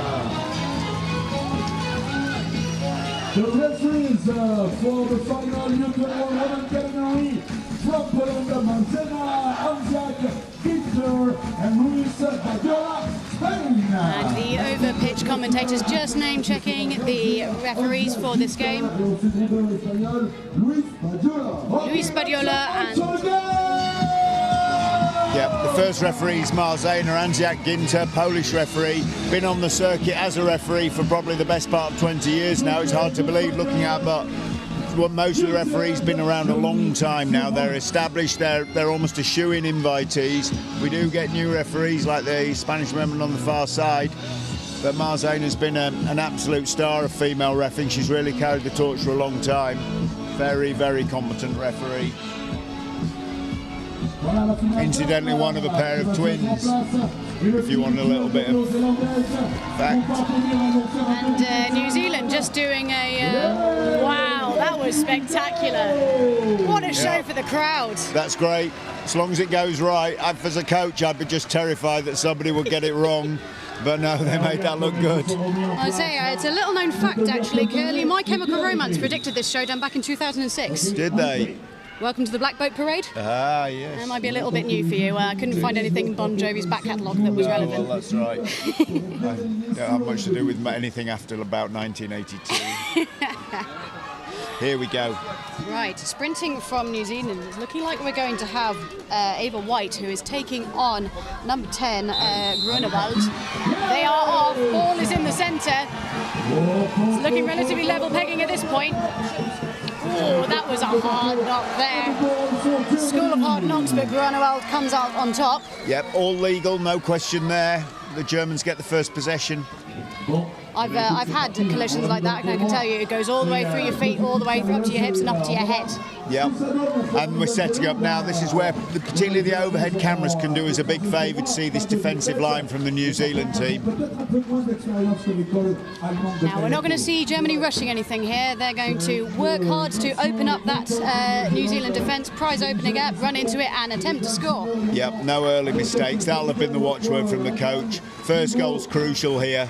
I mean, especially with young athletes, they've not got the experience always to dig it back if they go behind. So if they can get the first goal, it does tend to settle the nerves like nothing else can. Yes, and especially when you've got the pressure of a pedigree like the Germans have. Massive shot there from well out of the zone. Absolutely huge there from Grunewald, but stopped decisively. Yeah, I think probably the Germans the only team that have got really much chance with long-range shots against this New Zealand side. Some of the others have tried it and got nothing out of it. Germans have got such big hitters, there might be something in it for them. Absolutely, and if you are going to give the goalkeeper that much time to think about it, it better be powerful and it better be out of their reach. So we can see New Zealand now just putting 2 boats inside of the zone.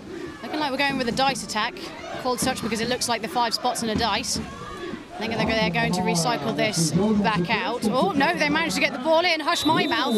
That was very well played. It was no mean feat to get that cheated through into 7 there. That's Shepherd. I think they're going to leave her in there for pretty much most of the game when they're on the attack. Shepherd really giving Annika Eichert something to think about. Annika Eichert's going to have to get her nose underneath her if she's going to control this this jostle. Starring now from left to right. Ooh, that was low and not really much of a threat for the German goal. I think that would have come off the bar, but it was saved anyway, if you see what I mean. New Zealand staying on the attack, obviously, with the corner. So what kind of attack are we going to see next? What do they still have in the repertoire? Don't doubt for one second they're going to continue to surprise us. Well, I think this team's got the ability to change the game plan as it goes, but they'll certainly have a few set moves that they get started with. If it works, it works. If it doesn't, they'll just change it a little bit. Yes, and you do need to have excellent communication for that kind of adaptability. I think that was potentially a little bit optimistic, but... Yeah, but a lovely piece of goalkeeping from Poling. Lovely. Poking it, that's a real knack in its own right. Can't be confident about getting the blade behind the ball and just poke it out. And just to clarify, that goal, the bottom bar, that's 2 metres up in the air, so to tip that off from the top corner, that's no mean feat. That's 3 metres up, and again, the goalkeeper will have slightly longer blades, but not that much. You really have to stretch for it. Looking good at the moment, Curling. Put a couple of saves under a belt. She'll be happy about that. Settles her nerves a bit. Yeah, as a goalkeeper, you need to be getting your eye in, really. That's why we always see these teams warming up. And there's nothing like an in-game save, though, for just building the confidence a bit. Once you've made a couple, you feel invincible as a goalie. And a good goalie invaluable in these games. I mean, there's so many shots now with the shot clock. They have to be making save after save. It's not like what used to be where 2 or 3 saves in a game could rescue your team. Now it's got to be a lot more than that. And that's the thing with canoe polo. We are evolving as time goes on. We're always trying to make the game better, both safer and just more entertaining to watch. We're all just winding up for that. But this is quite tentative from the New Zealand team. You were asking at the beginning how they were going to score. I think they're going to have to get closer to this German goal. They're not actually penetrating the German defence. It's almost like these two teams are very, very similar in that respect. The Germans chasing out 2 and 2. That was a well-taken half chance, I think, because she saw a possibility there, Edelson, and let one up. And I think that was on target. If Curling hadn't actually poked that one out, I think that could have been the opening goal. I think that would have been top right corner. I think it would have been absolutely beautiful.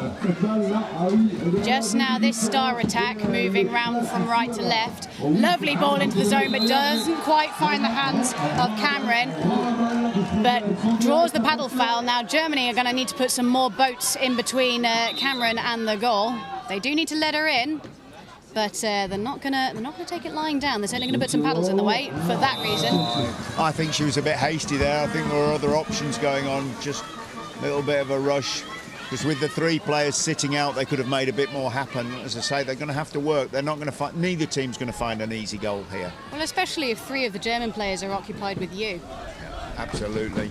Right, well, to the other end, like I say, very, very similar styles to these teams. Now the Germans are going to have to see what they've got. And they are trying the longer range stuff, and like I say, more profit in it probably for them, but I hope they realise they're going to have to do a bit more graph than that.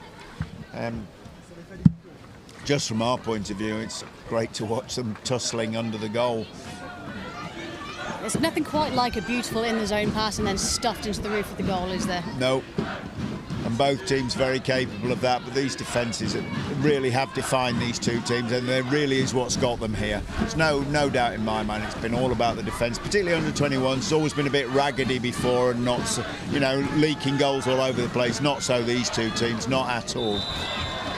And as you can see, that 3-1 there holding firm for New Zealand, but they do just need to bring a little bit more structure back to it. I think it was summarily being picked apart by the Germans. I think they've managed to get away with that. Well, I think the New Zealand team have found that they could physically outplay every team they've come across, with the possible exception of this German side. So this is a great contest for us and for them. Not that they're interested in it great because they just want to win, but you know, this is going to be a tough game. It could be very tight, I think. And that's playing the paddle rather than the ball, which turns the ball over to New Zealand. Yeah. Both these teams will be hoping they can get an open goal break, because I think they probably do respect each other's defences a lot. Oh, that's nice. That's nice. Azevedo, leader, breaks the deadlock. Full paddle behind it, just taken out of the hands and powered in. So that is the opener. It's taken a little while to come, but that doesn't matter to the New Zealand team. They take a 1-goal lead. Great to have the replay there, but you can see just the power on it was what made it a goal. Restart throw's already been taken on our screen.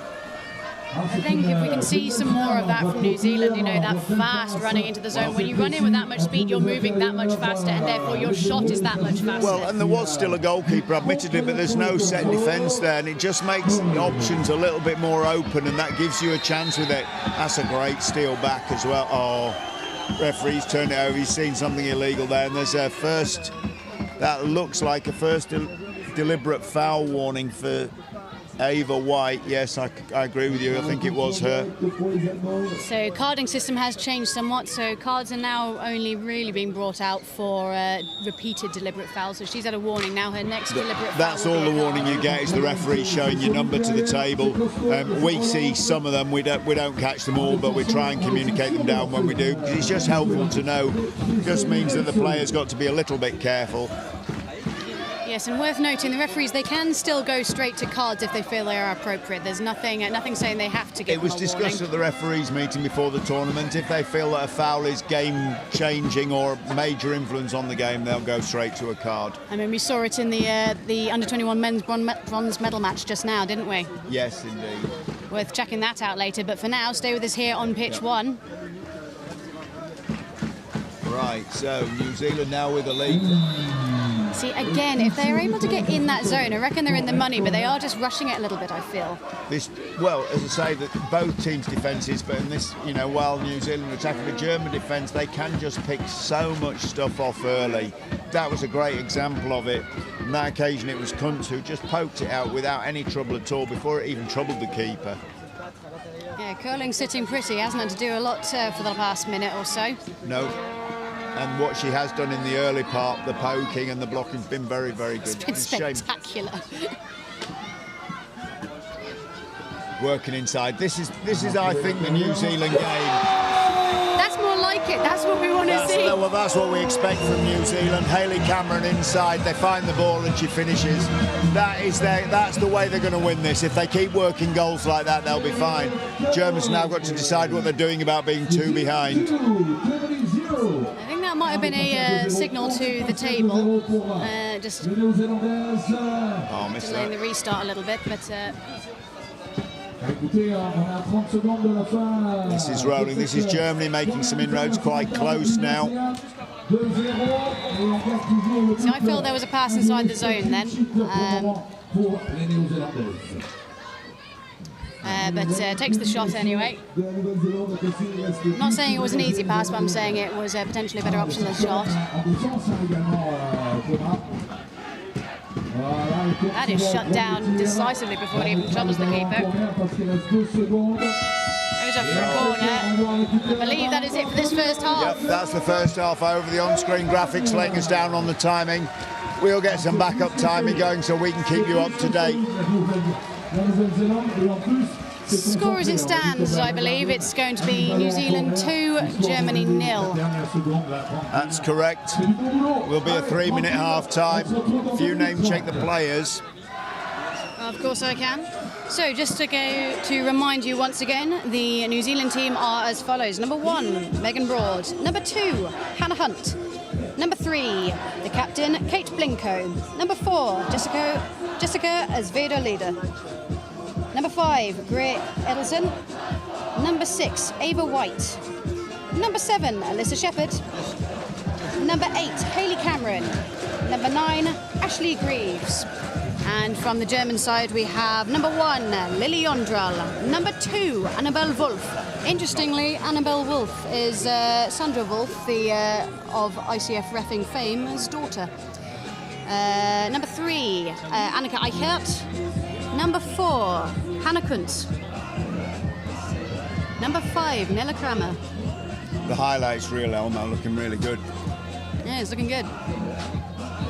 Number 6, Leah Curling, the goalkeeper. Number 9, Nina Hackenburg. And number 10, Catherine Gruenewald. So, what do you think they're going to be discussing in the New Zealand camp at this point in time? Oh, I think this has gone to their plan. They've scored 2 goals and they've shut out the Germans. They can't have expected to seriously score more than 2 goals in the first half. That's got to be on plan for them. It's the German coach that's got a job to do because they're not used to being behind. Remember, they've been absolutely dominant over the years, the under-21 German women. This is an unusual territory for them, and they've got to find a way of firing them up and convincing them that they can come big into this. I think their weapon's got to be the big arm. If they can't get inside, they really are just going to have to rely on the massive shots they've got. I can't see them passing it through that Kiwi defence. They have been absolutely stellar in terms of shutting They're going to have to try if nothing else works, but I think that if they can compress it a bit, push the Kiwis back and then get a shot from, say, 4 metres, then they've got some traction. We'll see. And, of course, defend and break. If they can turn over possession and get some of their faster players up the pitch, they can be scoring in an open goal. Yes, we really actually haven't seen much in the way of defend and break, have we? No, that's because I said that's what would happen. Your commentator's curse. It comes for us all, my friend. So as you see, both teams already lined up, chomping at the bit. I'm going to get the hooter for the start of the half in a second. Psychic, it's amazing. Friends in high places. So, sprinting from Germany, it's looking like we're going to have Captain Hannah Kuntz, who's going to be taking on Hayley Cameron. Looking relatively neck and neck at this point. Very. I think that was well held by Hannah Kuntz. Got a hand on it and it was like it was glued on. Did well there. The praying mantis arm. Yep, that was good work. There wasn't a lot in it. They arrived very much at the same time, but Kuntz's long arms and grippy fingers served her well there. Lovely ball in. Pot looks for the pass inside the zone, but decides to take the shot. Well, I think they'd actually open that up. I really think they do. I think that Eckhart and Kramer had actually made some space there for the first time, and that's been closed off now. I think the Kiwis saw that. They were vulnerable there. Absolutely. There was that split, wasn't it? 2 boats in, prizing that Kiwi defence right open. The response has really woken them up as well, because Blinko and Shepherd have just upped their work rate. They're not going to let that happen so easily again. No, I don't think they'll be caught sleeping at their post like that again. So Germany now going to have to get down and dirty. Yeah, well, something like that. Look at this. Whoa. They're trying inside, but they cannot afford to leak another. If New Zealand score the next goal, I think the German girls are going to realise that this is a very, very difficult ask.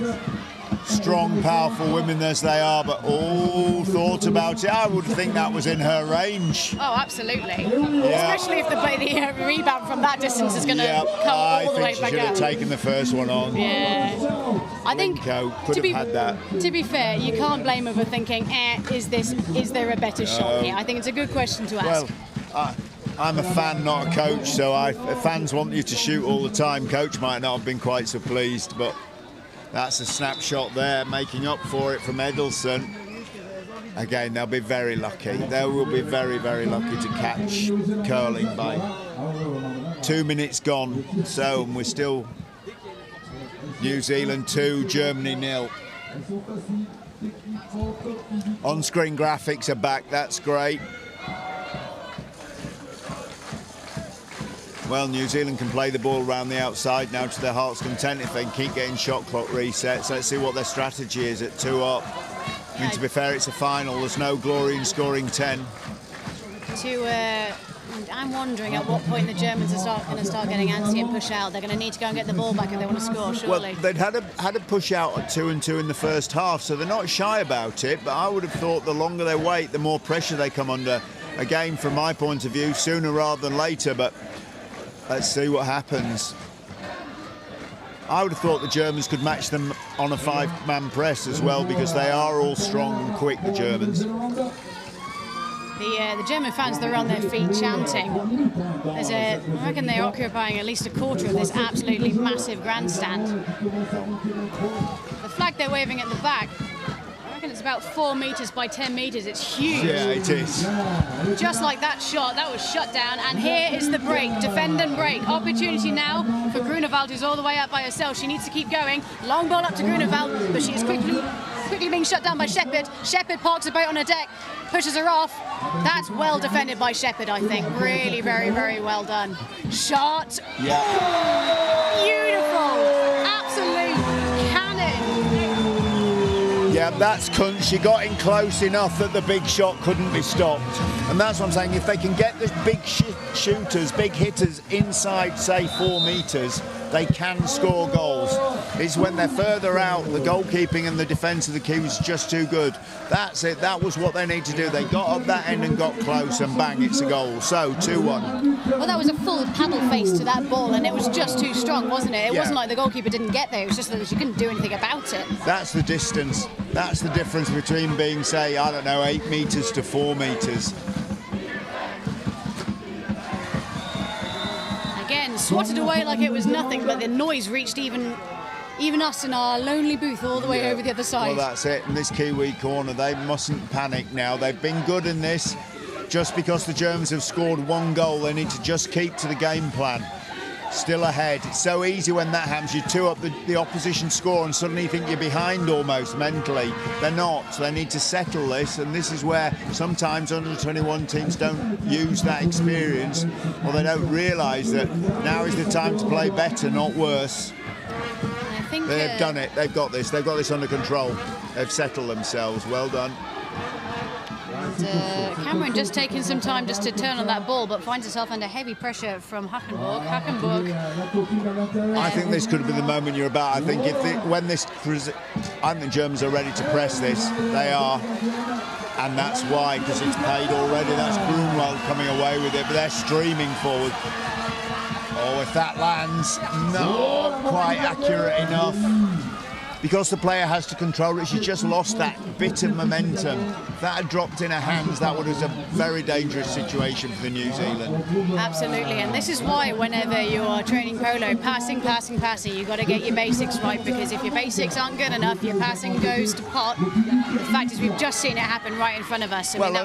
Under pressure, you revert to type, you do what you do. That's why in training you have to be so fastidious about getting it accurate.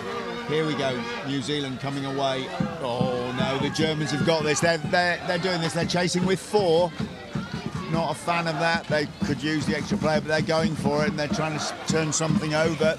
To be fair, we have seen the New Zealand players with their long shot. I can absolutely see why they'd be nervous about pressing 5.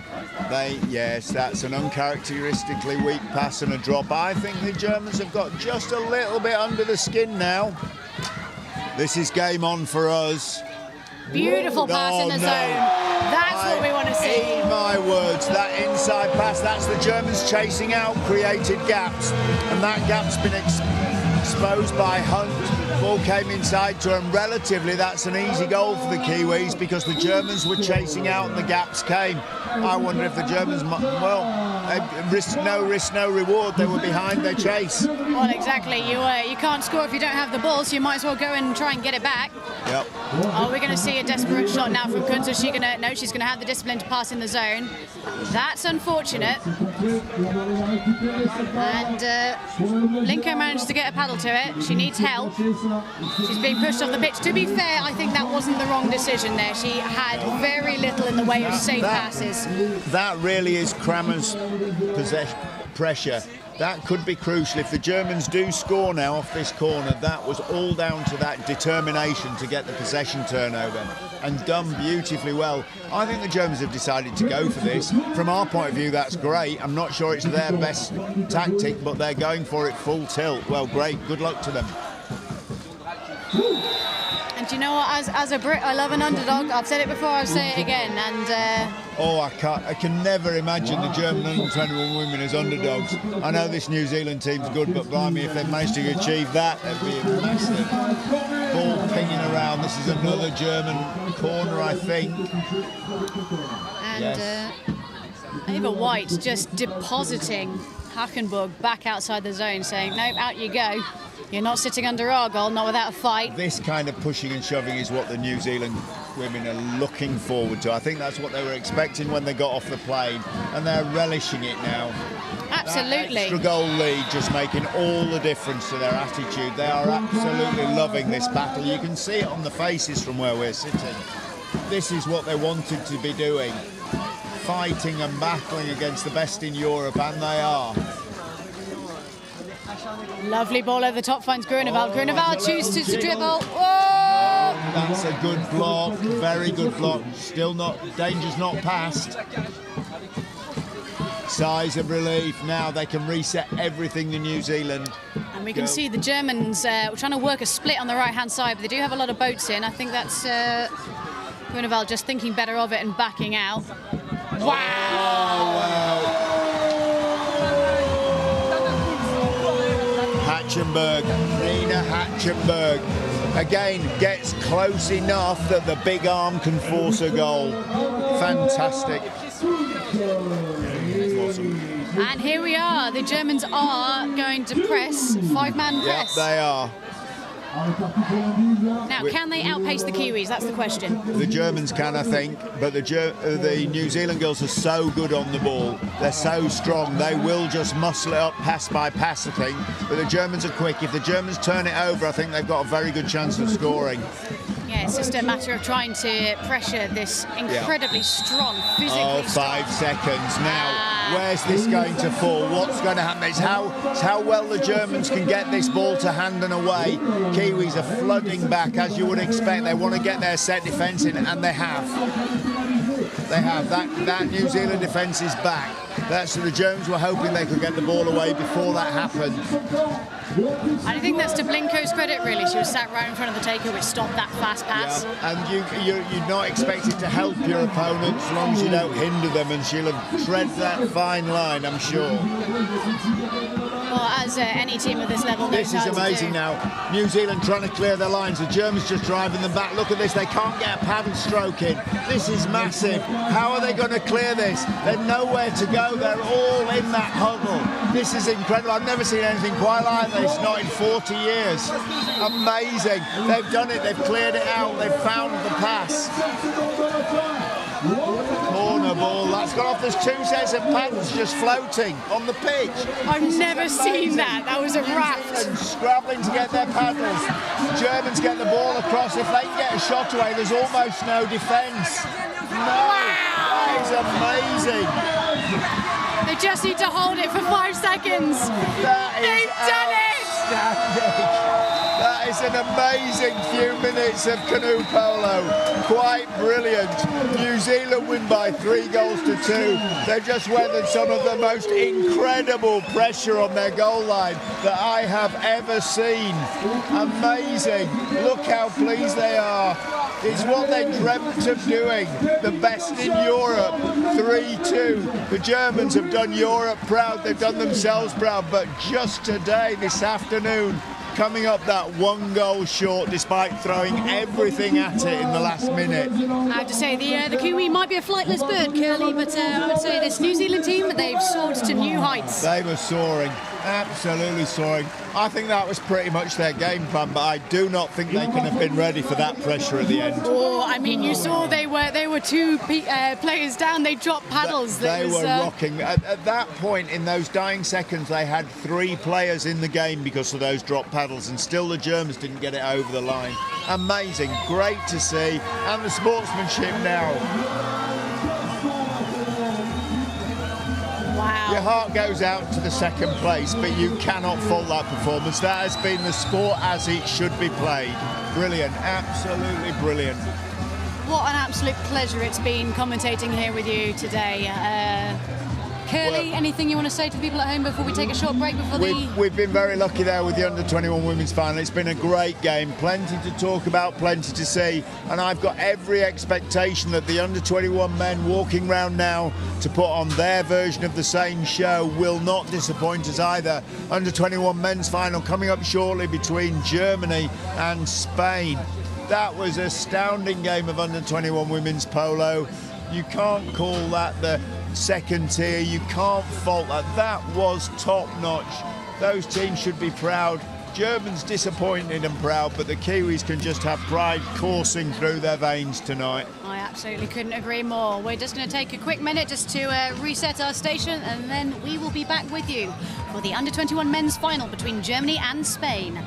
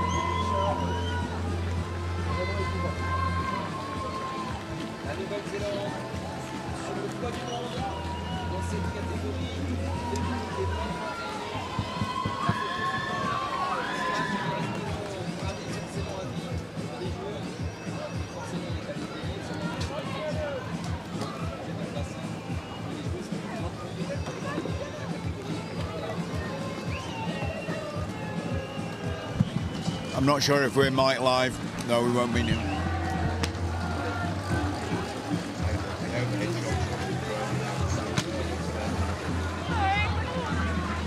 Congratulations, you're a world champion. Thank you, I don't know what to say. I don't think it's quite sunk in yet. So exciting. It was a bit tight at the finish, that was a bit unnecessary, I thought. But... Yeah, we did what we had to do. That's our goal achieved. Yeah. What's it been like for you the last few months trying to prepare for this, the last couple of years, given what you've had to do in New Zealand, and now you're here and you're world champions? Yeah, we've been working for this for a long time. 3 of us went to Canada and we came third and we had unfinished business, and this is a great young team coming through, and we've had some awesome girls. We've worked so hard to achieve this, so it's just really awesome. And I know there's a lot of people who sat up very late at home tonight. They're watching right now. Thank you. Thank you so much for all your support. It literally means everything to us. We get so excited to look at all the posts and support messages you send us from home. So thank you very much. I love you, Mum. Sure, she loves you too. Well done, Kate. Congratulations. Thank you.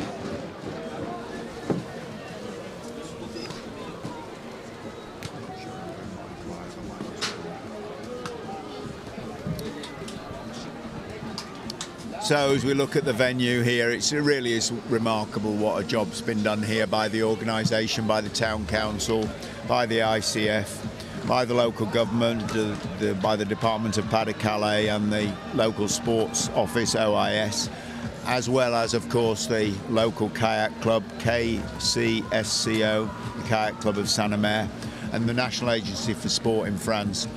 Bringing this together, just looking at this from the overhead shots, you get some feeling of what sort of facility this is. You're just looking at pitch 1. There are 4 purpose-built pitches here. The 2 that you can see above on the screen are the original pitches which have permanent seating to the canal side of them, just off the top of the screen.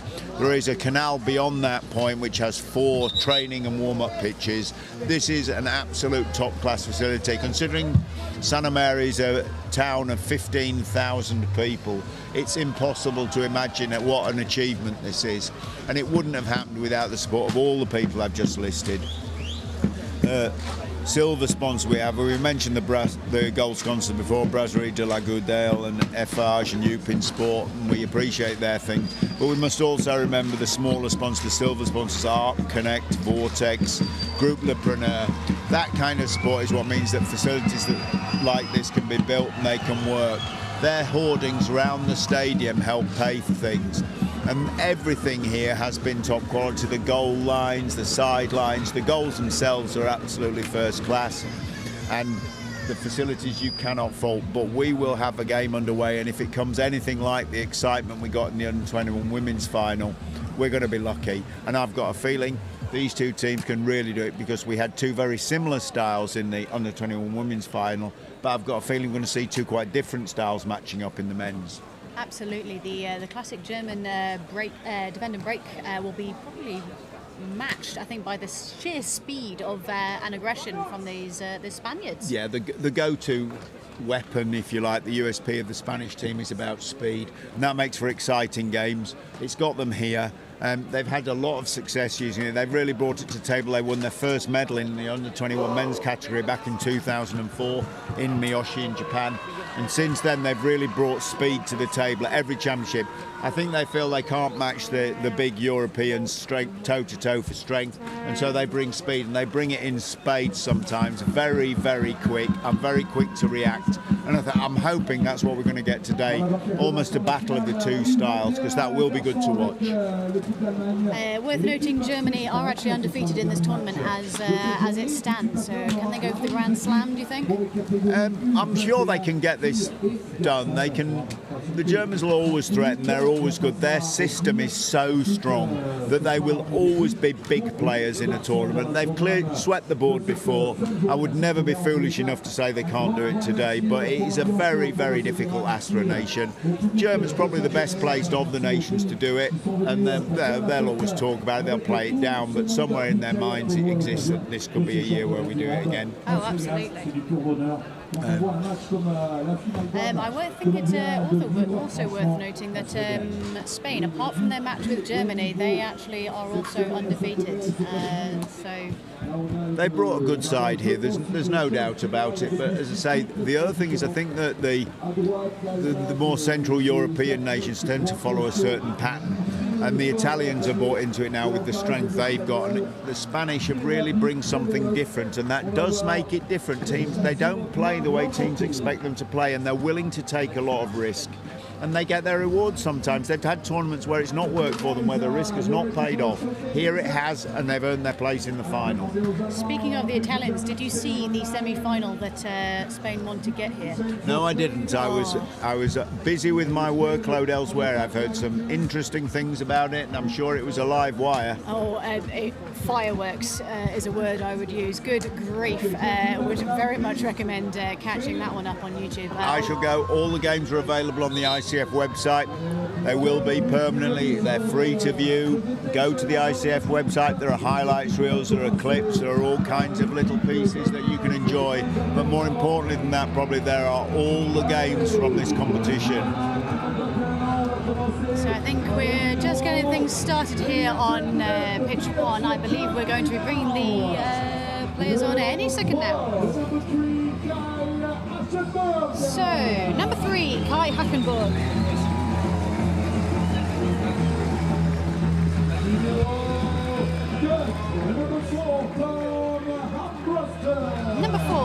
armbruster.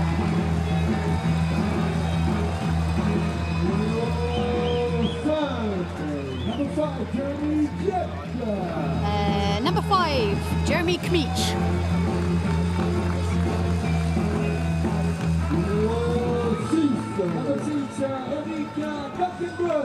Number 6, Eric Boykenbush.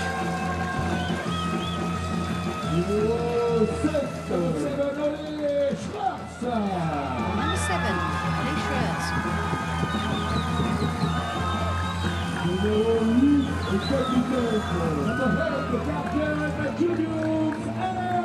Their captain, number 8, Julius Helm.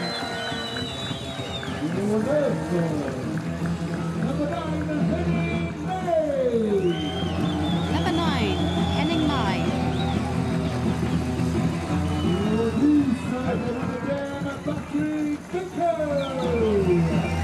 Number 10, Patrick Becker. And I would like to acknowledge their coaches, Jonathan Thomas and Niklas Reimers.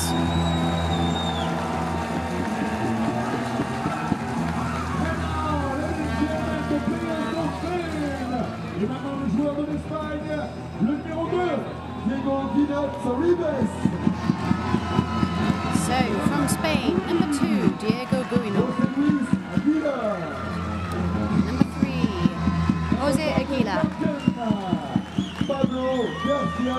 Number 5, their captain, Pablo Garcia. Number 6, Ruben Sanchez.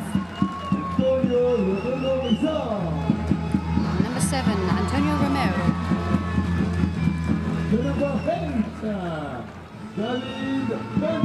Number 8, David Beltran.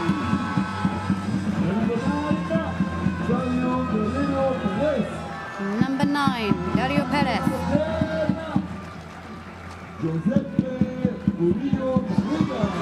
And number 10, Josep Murillo. And their coach, Victor Mateos.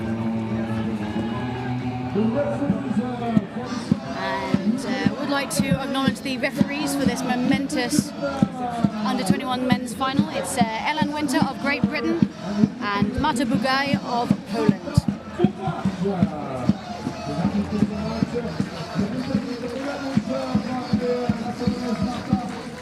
So the Spanish supporters, they're very tuneful this tournament. Yes, I'll go along with that. The German supporters is very loud, the Spanish supporters is very tuneful. That's a fair. Well, I think that might be why the Spanish, they brought a megaphone. You know, you've got to compete with the Germans somehow, haven't you? Well, the Germans get their support crew here in numbers. They have done it since the very beginning. Even in Sheffield back in '94, I remember the Germans had a massive travelling fan base, and it's never really changed. It really does go to show canoe polo is family, isn't it? You know, the tribe arrives, wherever they go, we go. Yep. I was at the statue of Christ the Redeemer in Rio de Janeiro and bumped across some Italian fans. How does that even happen? Just travelling off. Yeah, you know how it is, canoe polo. Referees call, line up please. We're about to get underway in this under-21 men's final. Sprinting from Spain. Just going to work out who looks like the most threatening. Look, it's going to be number 3, Jose Aguila, who is taking on number 4 from Germany, Armbruster. They're off. Look at the acceleration on that. Wow! That was skillfully picked up by Armbruster, but unfortunately commits the major contact with the body there. Armbruster needs to be careful there. He just played the ball away after he'd conceded the foul, and I think the referee was walking away. If he does that and the referee sees, he'll get pinged for that, no problem at all. Actually just moved it out to the sideline, right in front of our commentary position. Yeah, it's, you don't want to be doing that. It's a very, very silly way to get a card. He's just lucky we're not mic'd to the refs. I dread to think what would happen if we were mic'd to the refs. So again, now this is an attack that we've seen a lot this tournament. So the Spanish called this the doble boyo, where they put 2 boats inside the zone. Yes, and it's come a cropper there, I think. Yes, the Germans have turned over possession. Schroer's getting the ball away. Now I'm curious to see how the Spanish set up against this German side defensively. We've seen a lot of 2-2 from them actually, but again, I don't think they believe they can just set up a solid 3 and hold it, because these Germans are just too strong. And therefore, they think if they can cut the time on the ball that Germans have down by chasing, they can hopefully force an error. It's a big ask against the Germans. They're very, very accurate, but yeah, it looks like that's it. They don't want anyone to just have time to think and plan what they're doing. See, that's unfortunate, but we've still got a good 26 seconds left on the shot clock, and you can do a lot in 26 seconds. I can.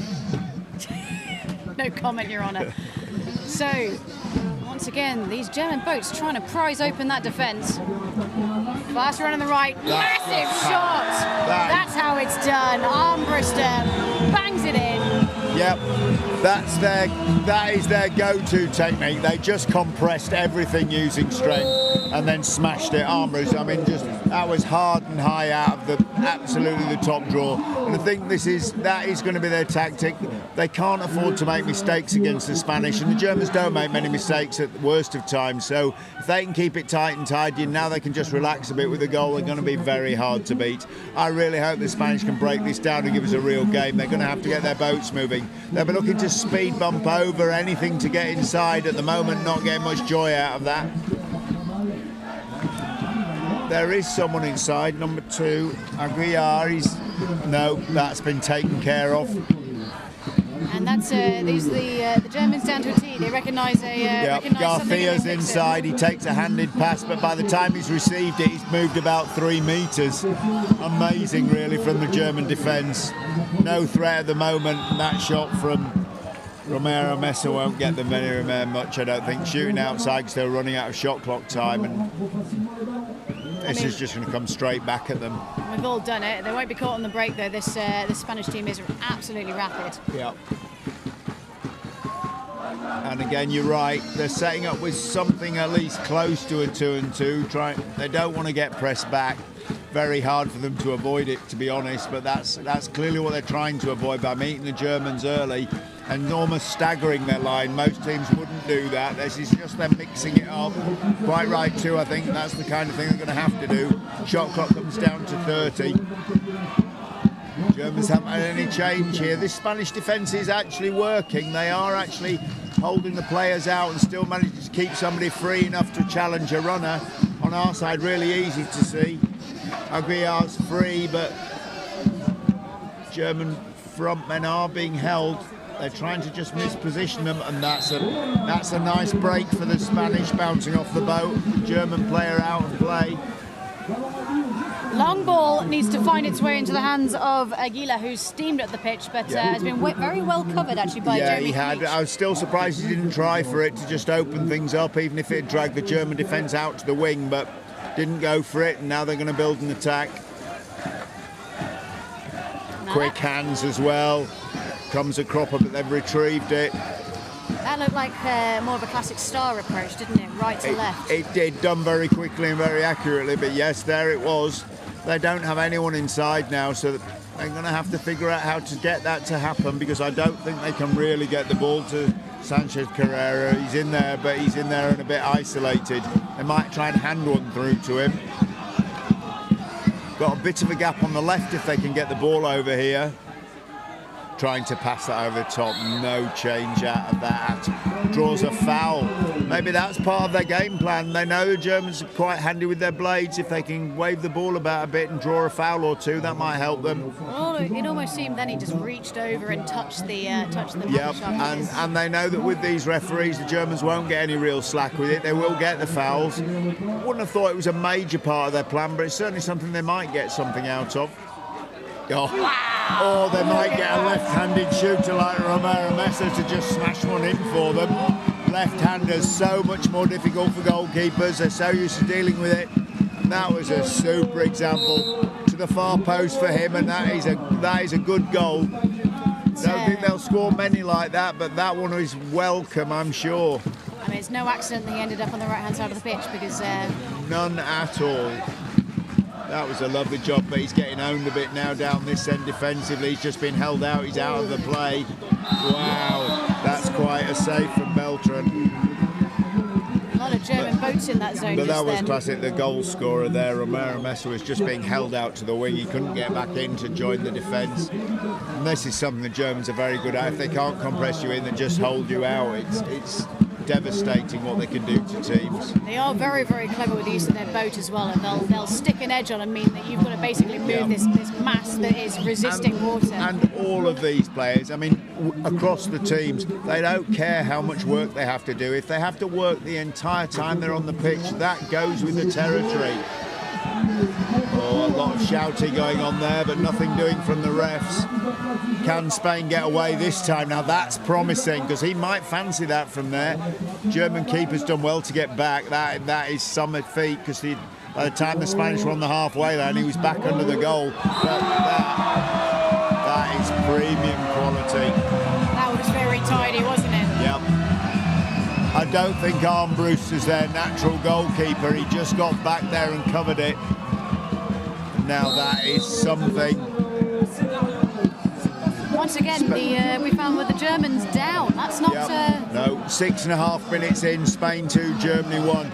Again, that won't have been on their song sheet. That won't have been their plan at all. They must have discussed what to do if they go one behind. But I bet in their hearts they didn't really believe it would happen. And here they are. 3 minutes on the clock and they're 1 down. They took the lead. Oh, that's the way to do it. That is the answer. Just equalise. What's the plan if we go 1 down? Just equalise. That was Hackenberg. Kai Hackenberg just slams the equaliser. I don't know what other turn of phrase to use. Oh dear, we're behind. What will I do? Oh, that. What a game of polo we've got unfolding in front of us here, Curly. Tied at 2. Over 2 minutes to go in the first half. The coaches must be writing and tearing up half-time team talks like there's no tomorrow. They're going forwards and back. Lead gone, lead lost. 2-2. Write the 2-2 script, coach. But don't assume that's what the scoreline will be at half-time. Quite the emotional rollercoaster we've been taking on today. Oh, brilliant. It is just brilliant. It's why we're here. It's why people tune in. It's why the live stream's getting tens of thousands of hits a day.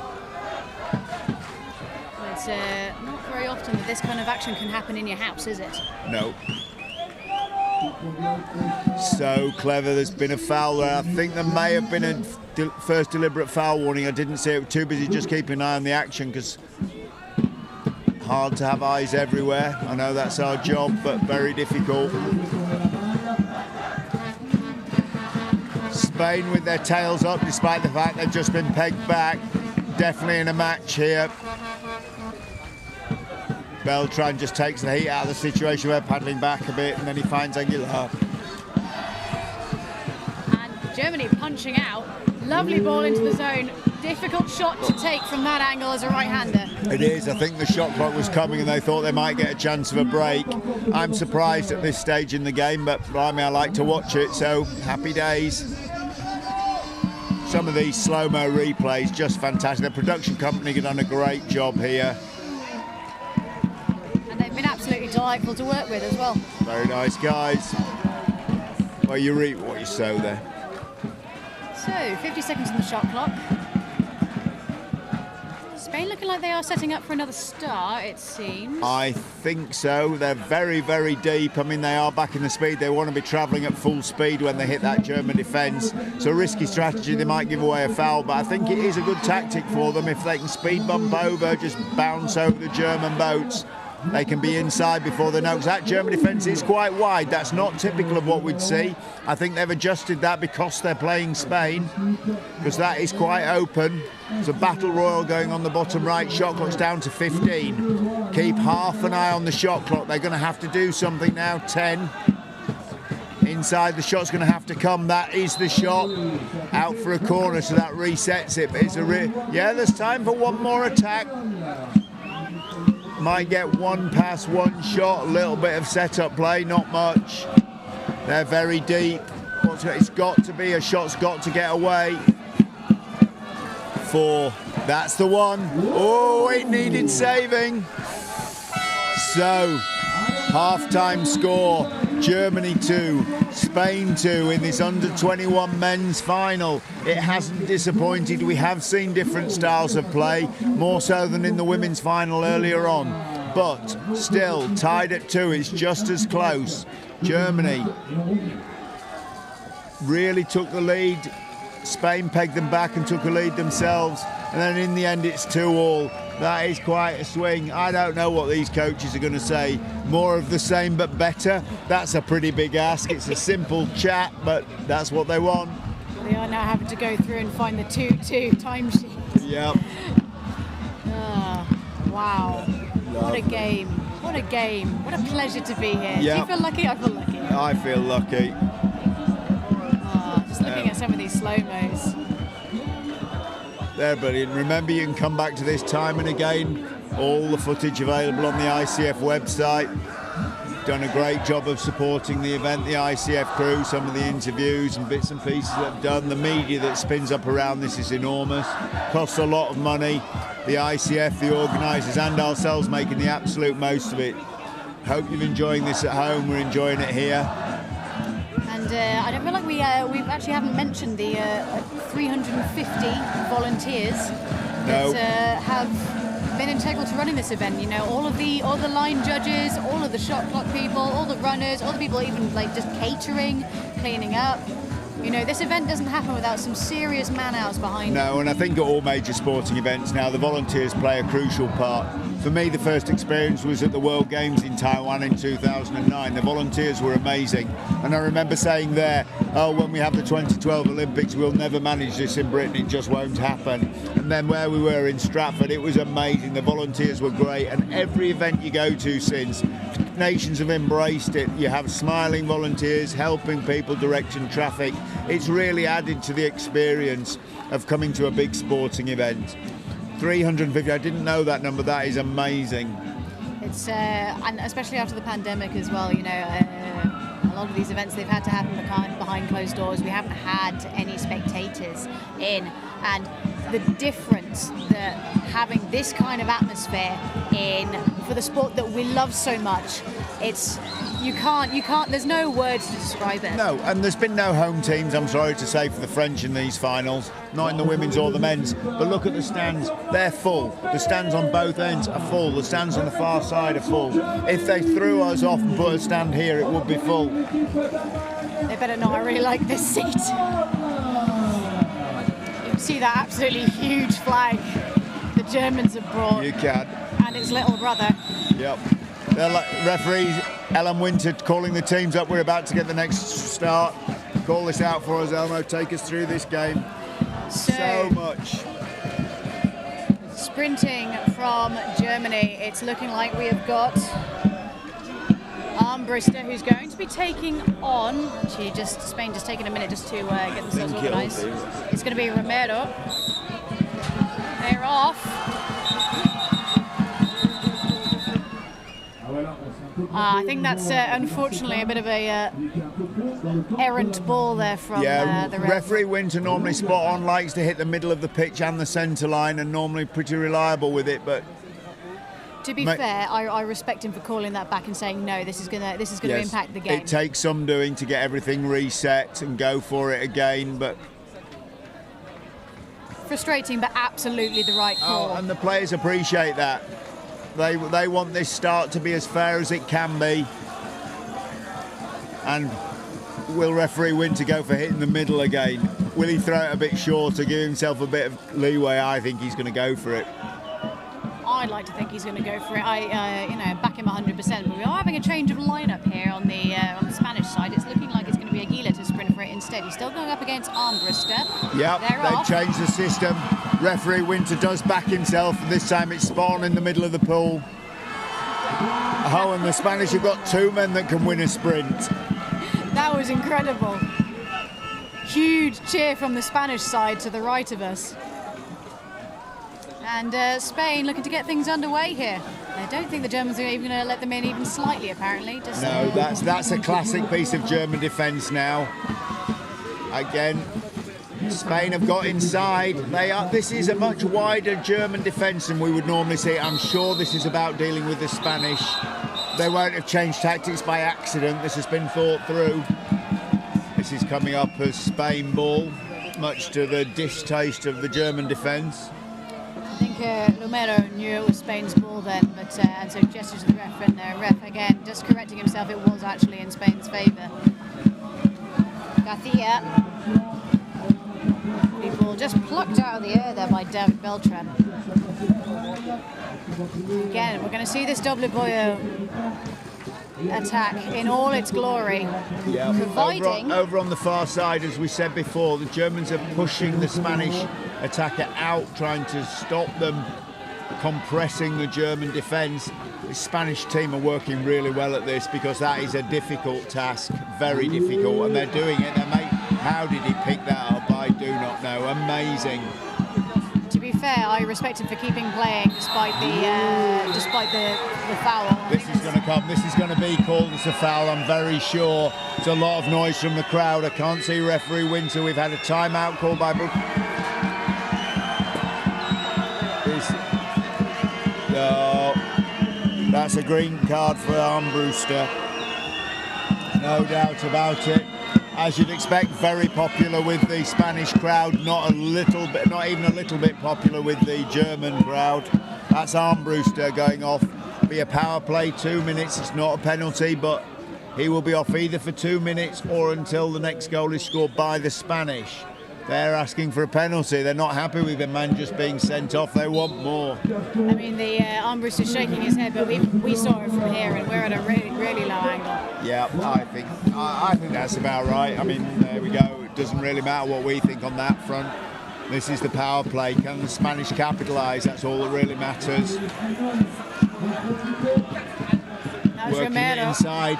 I tell you, they're looking. Part of this is they are looking for. That's a great pickup. Absolutely stunning pickup. That was the captain, Helm, and how he just plucked that out. Amazing. And now he's coming around looking for space. They're going to find space in short supply while there's only 4 of them. Now the Spaniards very wisely chasing They're looking to launch this up the field. If they can get it up there and break, they're in the game. But this is very well thought through. They've talked about what to do here. Because they've got Becker up on the halfway line. They can all throw it that far easily. How's that going to come? That's got to be off, surely. They've found him. They've found him.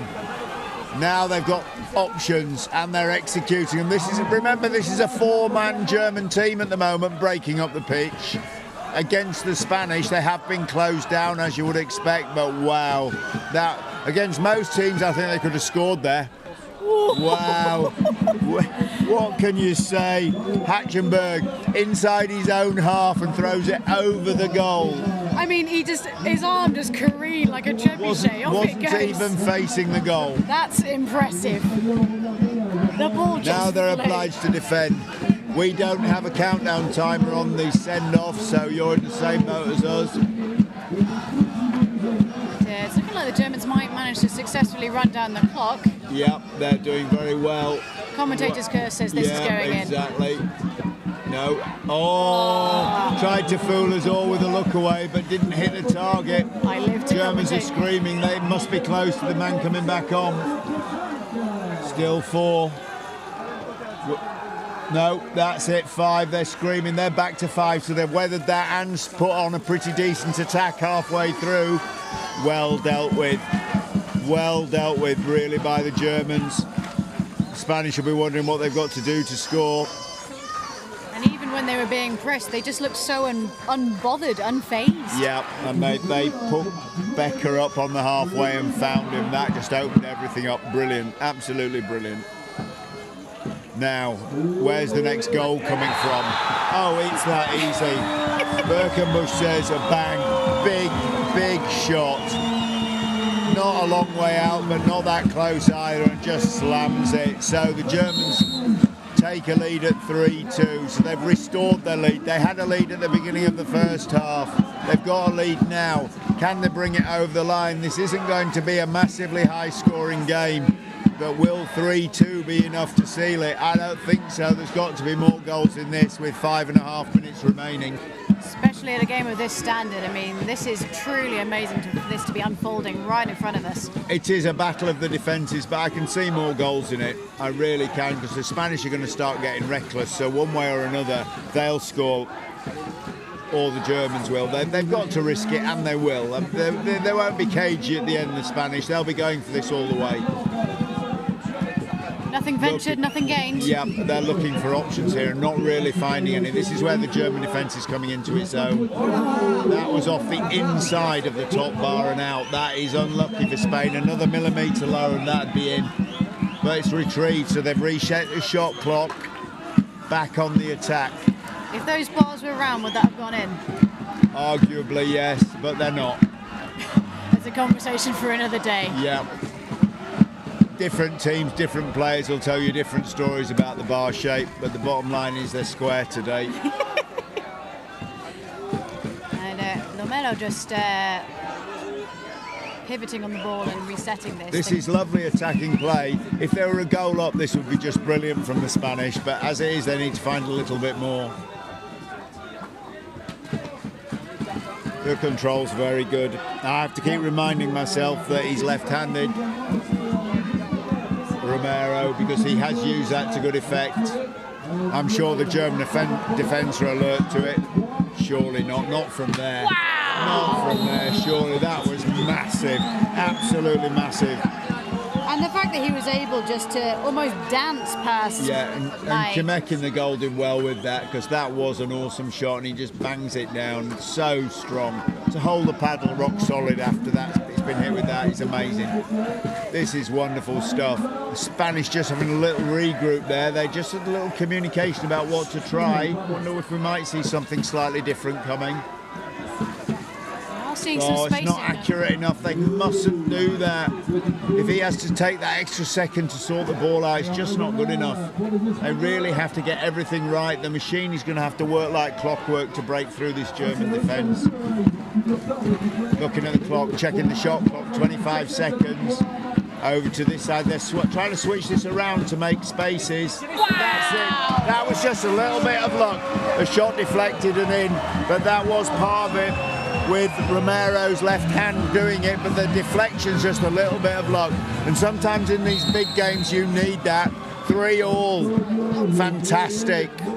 Great shot nonetheless, but that little bit of luck was what really made it a goal. Look at this here on the replay. Look at it, absolutely bangs it in. Stunning, stunning. I think if that hadn't had the touch, it would have been saved, but as it was, unstoppable. No one has that kind of reaction speed, surely. I've seen it done, but I think there must be a little bit of the force involved. Wow. Big shots coming up now. But this is it now. We're 2.5 minutes out, and every one of those players is thinking, if I can slam the next goal, we're going to win this. If I can hit this, and they have to revert to the team. And this is where under 21 players sometimes get focused on what they can do, and they all would like to be the hero. When they're putting the medal round their neck, they want to be the man. Right now for Germany, that hero is mine. He's whacked it. If there's scorelines 4-3 at the end. Oh, celebrating to the German crowd. I hope he's not premature. Takes a well-deserved sub. He can say, well, we were winning when I got off. I just cleaned up this mess. Can you keep it clean? Yeah, you lot keep it tidy. I've scored. I'm sure that's not how it goes, but... No, they would have said it in German. Yeah. Now then, 1:40. Plenty of time for one goal, and after all, there is extra time in these games. The Spanish need the one. The Germans just need to bank on their defence for 1 minute 40 seconds more. They'd have taken this at the beginning, a one-goal lead, 1:40 out. They'd say, yes, please. Oh, that's been touched out for a corner. German coaching staff trying to suggest it's a goal throw. I don't think so. I don't think the referees are making that kind of mistake today. No, I heard it over here. I think they've had this game pretty spot on. I don't want to curse them either, but this has been good stuff. 1:13, 52 on the shot clock, so one more reset. The shot clock will be out of the game. Is this a little look away and shoot? He's fancied that before. No, not this time. Spain are being well held out of this zone. They are. They're very deep. Can they get anything to... They don't need to. They don't need to. That's the new plan. Aguiar takes the shot. So, 4-all. 1 minute roughly, 53 seconds to go. None of this shot clock stuff now. Tell you what, if I'd asked you at the beginning of this game how you thought it was I'd have said 4-all at full time, obviously. Oh, well, yes, as we established, you are psychic. No, this has been superb, and it has been two very different styles. I mean, it was great to see the women with the two similar styles toe-to-toe, but this has been great. Spanish quite clearly can't just arm wrestle this German side. They've had to come up with more, and more they have kept coming up with. Amazing. 26 though, we're not done yet. Maybe I should have said 5-4. We'll see. Wow. The goal now surely would win it. Surely that's what they're thinking. 15 seconds. There's got to be one big massive shot, surely, before we're done. Looks at the pass inside the zone, doesn't find it. Oh, they've got some space as well. That's Armbruster. Don't foul him. Don't foul him. That's time. That was so near. That's at least got to have crossed the minds. No foul called. We run out 4-4. Golden goal, extra time beckons. Oh, the aerial shot. Look at the venue. You can see they're not cardboard cutouts. That's the crowd. There we go. You can see the adjacent pitch. Who wants to call this now? Referee Winter moving downfield. Is that a send-off? It did look like he had a green card in his hand. That's number 3 for Spain. That's Aguiar. There was a paddle foul in those dying embers of the half. That's Aguiar for Spain taking a green card in the break. I'm sure it is. We'll try and... Oh, it's not Romero. Getting a green for that paddle foul. Yep. Which, sorry, I misunderstood. I thought that was going to be for 3. That's for 7. That's, I mean, the Germans, they did seem pretty fuming that... that there hadn't been something given. Well, this is going to be interesting because the Spanish are going to come out with 4 players for the first period of golden goal extra time. That's a big ask, but they have won the sprints. They have got fast players. Let's see how they approach it. I don't envy the coach now. He won't have been scripting that. How do we start golden goal with 4? I bet he didn't have a plan for that. He's going to have to come up with one very, very quickly. Certainly not out of words. He's got plenty to say. I hope there's a piece of inspiration in there because now that's got to sway that's going to make the Germans favourites in this. They're going to have seen that. They're going to know they're coming out against 4. They're going to come out 100 miles an hour. It's actually all looking quite calm in the German camp. It is. Seems to be business as usual. Well, then, and really. in the Spanish camp, to be fair, I mean, the coach is quite animated, but the team looking calm and confident. They've got a job to do. It's not how they'll have imagined it. They might have imagined getting to extra time, but not taking it on with 4. This should be turning over now. I'm surprised it's taking so long.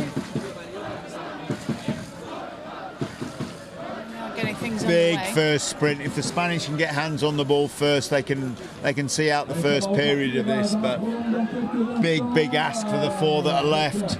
Sure, they're going to rise to it. Look at these close-up shots. Amazing to see this. Yeah, you're right. The Germans look very calm.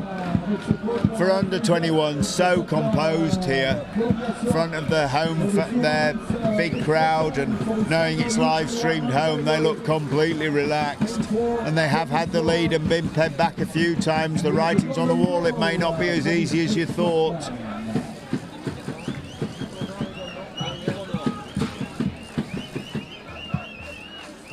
Referee Winter coming to order. Sorry, Elmo. I was going to say referee Winter needing to go 2 for 3 on balls into the centre.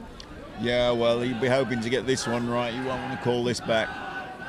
Not with the amount of tension that you can feel right now. No.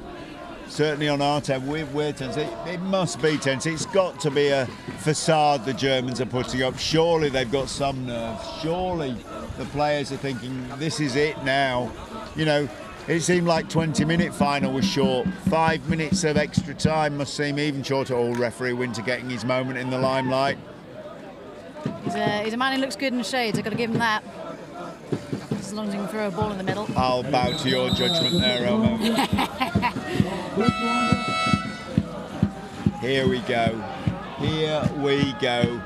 4 years since the last World Championships. 5 days of competition.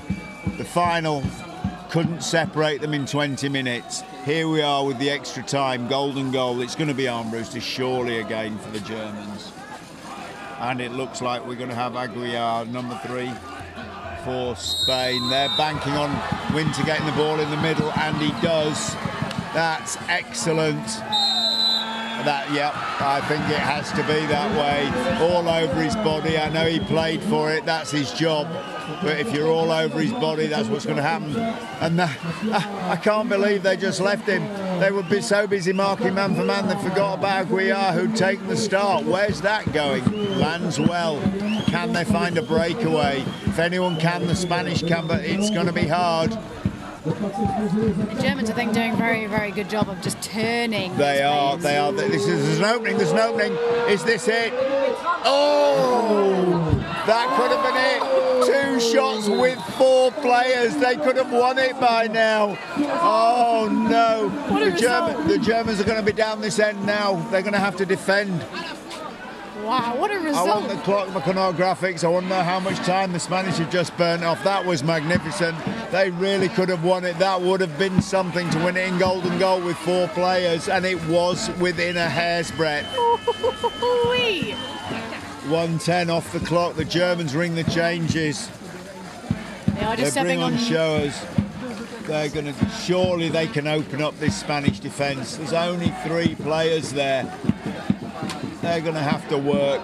Right, here we go. 30 seconds left on the send-off, 22 on the shot clock. Germans have surely got to be planning to get this over and done before Spain come back to 5. Surely. Surely that's got to be what they're thinking. Oh, that touch is masterful. Aguiar, he's had a great short period. He's not going to get away with that. That's going to be Spanish ball. He's caught on the line. I hope he's all right. Yes, he is. He's wanting more, but that's going to be Spanish ball. I think that's right. Yeah. Safety first. Little timeout. Let him sort himself out. Spain are away. But now, surely, 4, 3, 2. Spain have weathered it. They've weathered it with 4. They must be back to full strength, surely. Yep. Here we come, and it's the dangerous left-hander Romero. And of course it is. Drag them back into the game once. Integral in the final equaliser. You want to be bringing on someone known for being aggressive and a good finisher. Yeah, he's proved that in the game. I'm sure he's proved it before, but wow. Riding that 2 minutes with 4, that is a big ask. Whatever happens now, that's massive. Reasonable decision there by Aguilar. Here he is. Tried to throw up the big one, but that was nothing doing. And that, overguarded according to the referee. I thought he'd got that away, to be honest, but he's been pinged for it. I think the Germans operating on the assumption that you can't do your double boyo attack if we don't let you in. Yeah, and pretty much this is a revert to type German defence by the looks of things. Rock solid. There's no gap here. Go away. Just force the play. Yeah, absolutely. Immense to do that. They make it look almost effortless as if it happens by accident, but that's huge. You saw Hackenberg there. He just dipped his boat under it, then threw the edge on. Yep, thank you. Goodbye. Out you go. But here Spain come again. Shot clock down to 20. They've done it a few times in this game. They've worked it inside. This is a decent chance. Oh, tried to backhand it. Very skillful. Got the reset though. A backhand from that angle, surely that's going to be... There's not a lot of power on it. You're relying on deceit. It's the first time we've seen it, and he may have got away with it, but obviously no change there. Ruckenbush in goal, didn't buy it, saved it out. But it is a corner, it keeps things alive, it's another reset. And sooner or later, they've proved if they stay up that end long enough, the Spanish can score. Shot clock and game clock virtually identical. One more shot from the Spanish maybe in this period. The overtime period is just 5 minutes and then a 1 minute turn around, so they do turn around very quickly. The referee will struggle to make them do it, but he will be doing that. Surely they're just going to go for the one more, so there's no chance of a rebuttal. I would have thought so, but they will wait long enough so that if it doesn't go in, the Germans don't have a chance to reply, because the shot clock and game clock are close enough they can do that. It's risky, but it's just tactically what you have to do. Absolutely. And that's it. That's it. We called it early. That's number 7, the left-hander Romero. Comes on when they're back to 5. And in the golden goal in the dying seconds of the first period, Antonio Romero, number 7 for Spain, seals the gold medal in this under-21 competition. To answer your question, Elmo, about can the Germans do a clean sweep? No, they've lost in the final of the under-21 women's and they've lost in the final of the under-21 men's. Amazing. Absolutely shocking scenes here on pitch 1.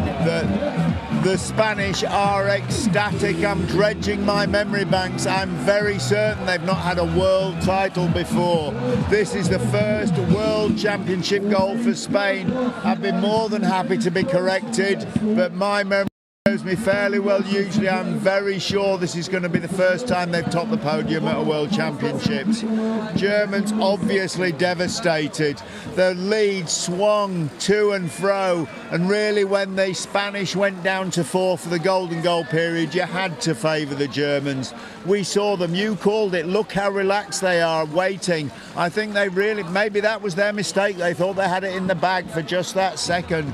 Maybe not, we're guessing. But the Spanish just did not give up, and the performance they put up with 4 in the golden goal, maybe that's karma. They earned it then and they got it right at the end. That's outstanding. Disappointment for the Germans, obviously, we've all seen it before. Your heart goes out to them. But the Spanish, what a performance. Absolutely fantastic, a pleasure to watch. Obviously it's all going to come apart now. They're tearful, they're going to throw each other in the water and all that sort of stuff, but that's what they've earned the right to do. Brilliant, brilliant. I'm sure the overpitch people will get an interview with them, but the Spanish must be absolutely over the moon. Brilliant. Yo, look at that. That's what it is all about. Fantastic on screen, great camera work, just catching these moments. Obviously, I feel my heart goes out to the Germans. They've been brilliant, but that Spanish side, they just deserved it in the moment. Right, what an evening it's been, Curly. I don't know about you, but I'm going to go home and I'm going to go to bed. Yeah, we've got it all again tomorrow in the seniors. That's the amazing thing. That was the under-21s category, not the senior category. These under-21 games used to be written off as second-rate. No more. Both of those finals were superb. If you missed any of them, catch them up. If you saw them, watch it again. That was stunning canoe polo from the under-21 category. Everyone who contributed to that, and that includes all the other teams that didn't make the final, they've brought the standard to that point. Amazing, absolutely superb. Look at the Spanish celebrating. And I do just want to say to all the young polo players listening at home, this is under-21s. You can do this too. Get down to your local canoe club, pick up a pair of polo paddles and crack on. I'd love to see you here joining us for a final of your own. It's been an absolute pleasure, Curly. I'm going to sign off now. My name is Elmo. It's been a pleasure. Curly, your dying words. Yep, that was just fantastic. Well, I saw the inception of under-21 polo, and it started back in '97, and it was below the standard of the seniors. Nobody would argue with that, particularly the women's category when that was introduced in the early noughties. But now you just can't pick that. Those games were absolutely top quality, full strength canoe polo matches. And that is just testament to the nations that have entered. There were times when it was very lean, the categories struggled to be viable. But now you look at that and you think, yes, it was worth the effort, it was worth the wait. Look at what the under-21s are putting on. Brilliant, and from all the teams here, because if it was only those two teams were that good, it would not happen. What a finish. You're world champions. Congratulations. Thank you. Unbelievable. I cannot believe it. It was amazing. Did you think you could beat Germany? I mean, they're a good side. Did you really think you could win today? Yeah, well, after the comeback on the semi-finals, we were very strong. We were mentally very looking forward to this final, and we really thought that we could beat them. Yeah. And when it went into extra time, golden goal, did you think that then, even though you only had 4 players, that you could do it? No, we love the fight. We love the golden goals. We have very good shooters, so we always love golden goals, and we know we're on the right side. Now, there's a lot of people watching home in Spain. Do you want to say something to them in Spanish? Yeah, bueno, muchas gracias a todos los que estáis viendo. Muchas gracias por el apoyo. Y campeones del mundo, vamos! Congratulations, well done, man. Thank you.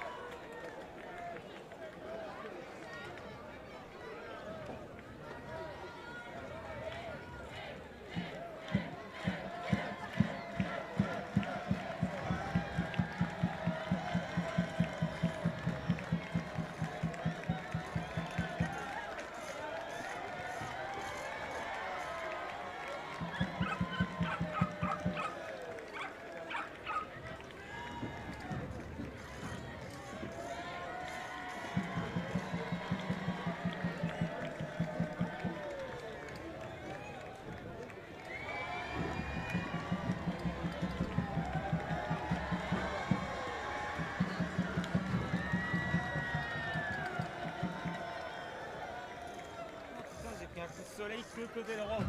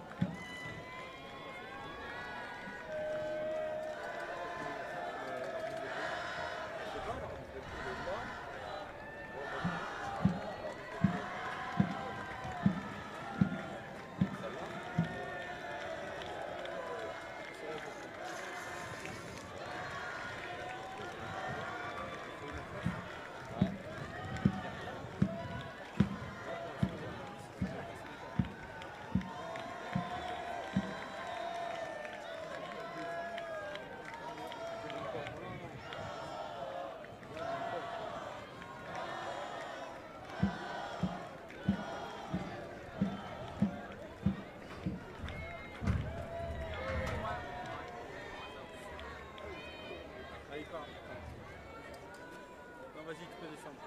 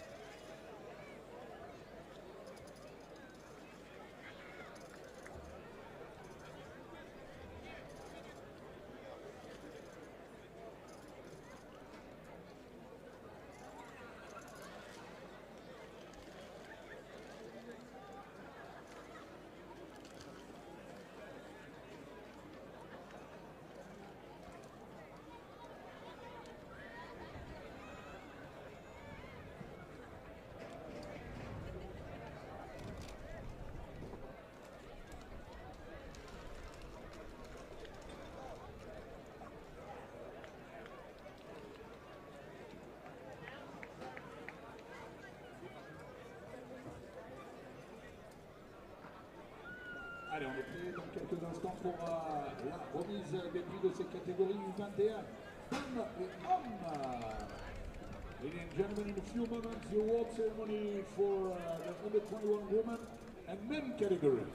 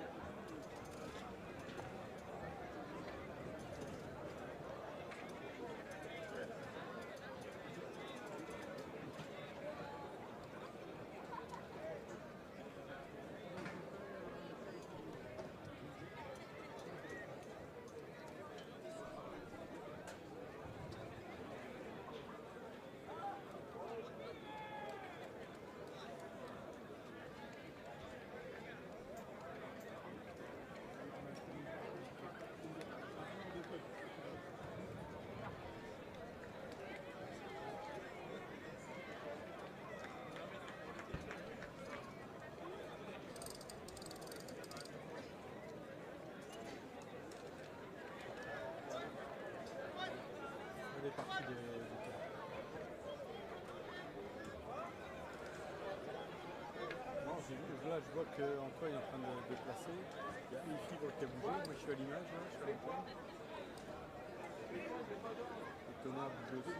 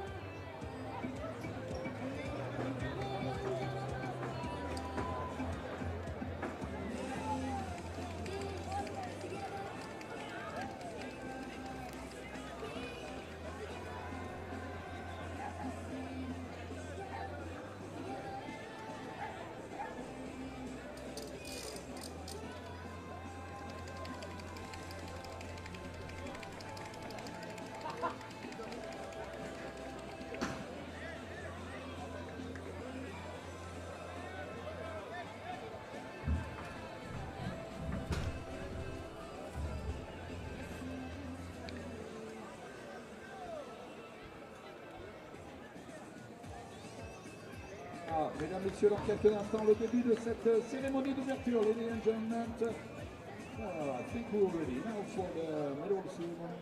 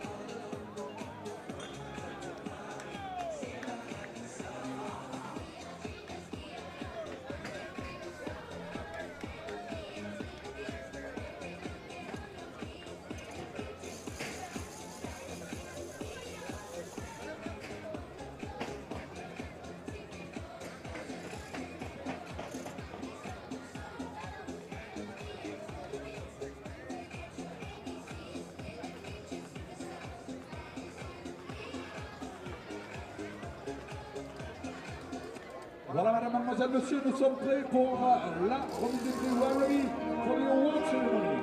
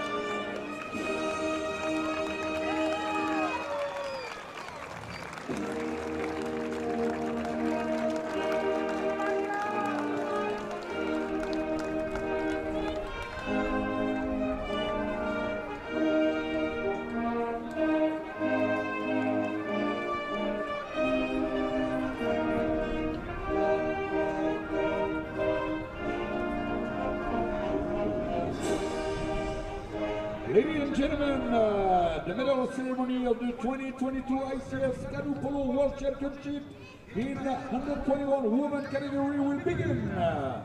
Madame, mademoiselle, monsieur, la cérémonie protocolaire des championnats du monde 2022 de kayak polo de Saint-Omer, catégorie moins de 21 ans, dames, va commencer. The medals and trophy will be presented by. Les médailles et les trophées sont présentés par Thomas Konietzko, ICF President, le président de l'ICF, Thomas Konietzko. François Decoster, Mayor of Saint-Omer, Vice President of the region of Hauts-de-France. François Decoster, le maire de Saint-Omer, et le président de la région Hauts-de-France, vice-président de la région Hauts-de-France. Accompagné de M. Joël Duquenois, président de la Community of Saint-Omer, le président de la communauté d'agglomération des pays de Saint-Omer, accompagné de M. Jean Zoutrana, le président de la FSK.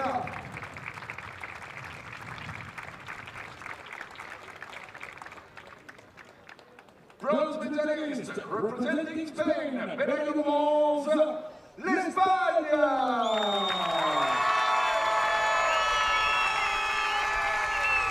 Pour l'équipe d'Espagne de la famille, Adriana Olio, Maria Carosasa Materas, Ana San Juan González, Valentina Noguera, Raquel Cadente Rebolla, Nerea Celsias, Sara Cadente Rebolla, Sara Barbara Mancera et le coach Sergio Garcia Moreno. Applaudissements pour l'Espagne.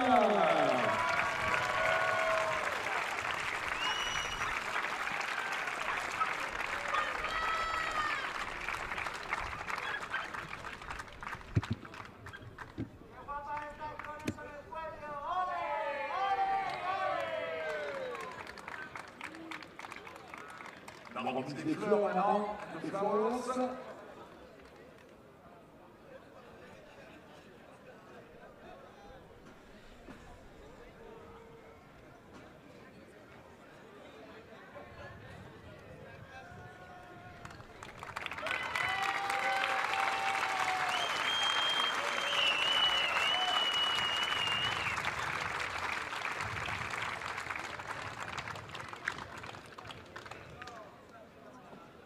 Silver medalist representing Germany. Les médailles d'argent représentant l'Allemagne.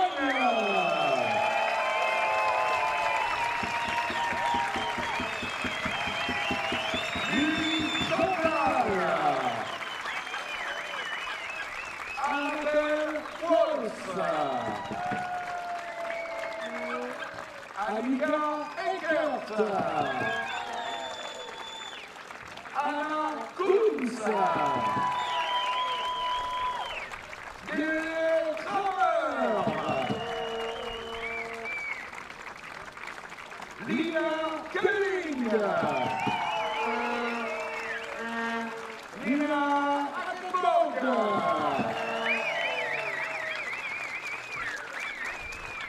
Catherine Grunewald. And the coach Thomas Jobral.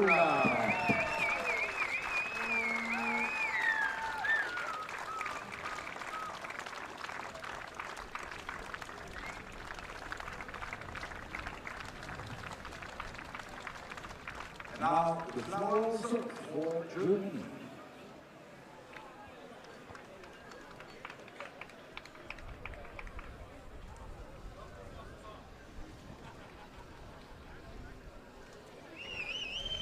Voilà, on va applaudir l'équipe allemande, s'il vous plaît.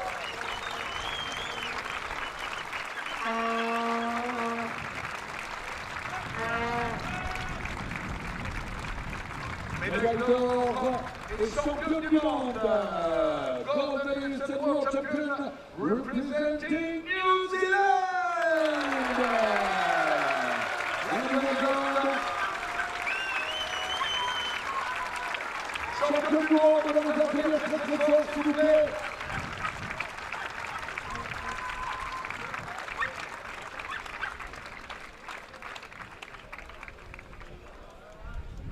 Allez, pour les joueuses de la Nouvelle-Zélande, Megan Rode, Anna Hunt, Kate Blinker, Jessica Azevedo-Miller, Greer Edison,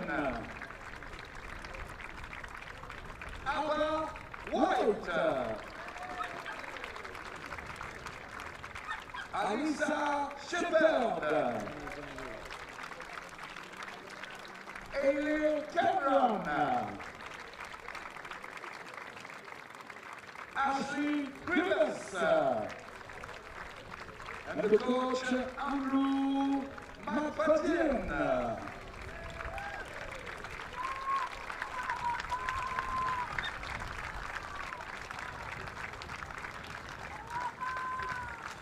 And now the flowers for New Zealand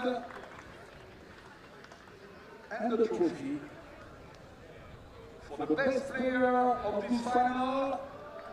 Best player of the final, Edison Greer.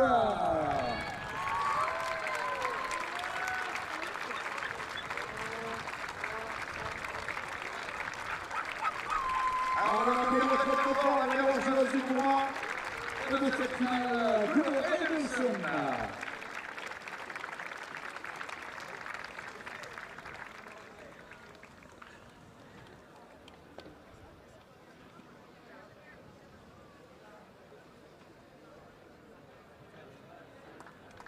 Voilà le trophée de champion du monde.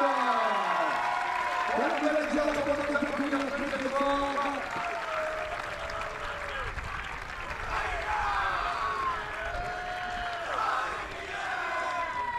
Et maintenant l'honneur de la victoire de l'équipe de Nouvelle-Zélande. On accueille le trophée de champion du monde. Et maintenant l'honneur de la victoire de la Nouvelle-Zélande. On accueille l'hymne de la Nouvelle-Zélande. And now, ladies and gentlemen, please rise for the national anthem of New Zealand.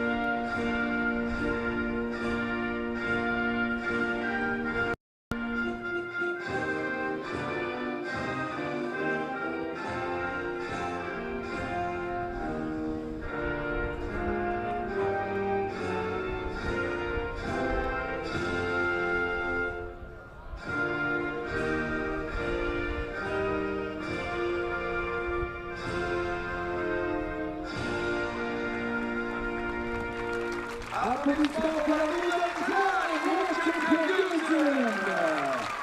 Applaudissements pour l'équipe d'Allemagne. Et on applaudit également l'équipe d'Espagne.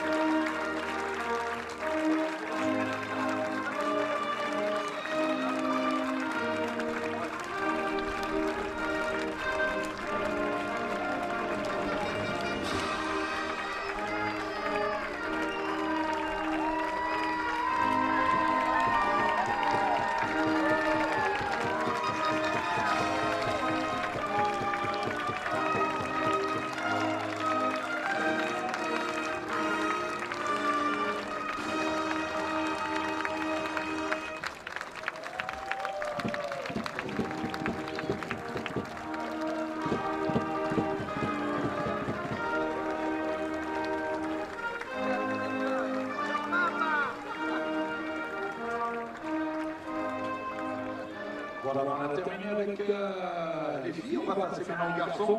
On est en train de mettre en place tout ce cortège. Vous avez vu qu'il y a de nombreuses personnes dans la cérémonie des prix. On revient vers vous vers une ou deux minutes, là tout de suite.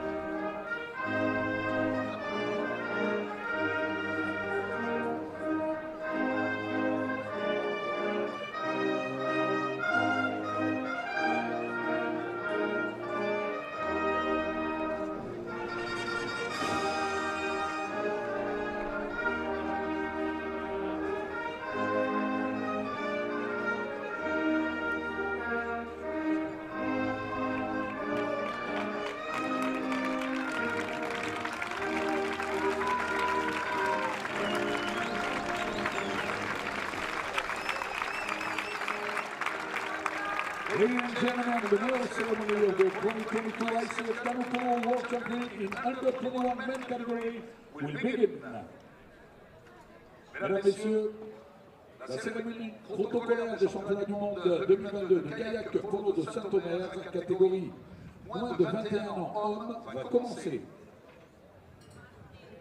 The medals and trophy will be presented by, les médailles et les trophées seront présentés par Sophie Warrow, representative of Department of Pas-de-Calais, la représentante du département du Pas-de-Calais, accompagnée by Terry Best, ICF Board of Director Member and Chair of the Committee Freestyle. Le membre du comité directeur de l'ICF et président de la commission Freestyle, Terry Best, accompagné by Dominique Lebelot, member of board of director of the French Canoe-Kayak Federation, membre du bureau exécutif de la Fédération française de canoë-kayak, et monsieur Philippe Laillot, le président du Canoe Club of Saint-Omer, le président du club de canoë-kayak de Saint-Omer.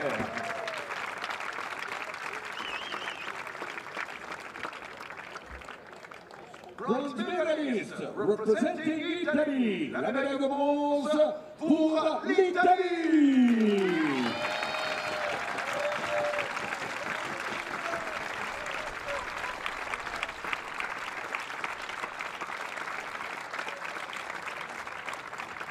On applaudit les joueurs de l'Italie, Francesco Barbagallo, Pietro Iubara, Alejandro Scano Nicola, Maria Eugenio Serafino, Giuseppe Ruggero, Charles Moderca,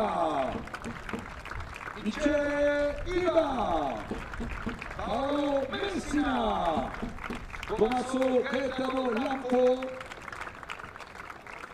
Fabio Sauro. Et on a une pensée pour le numéro 8. We think a lot of the number 8 from Italy, Mario Antonio.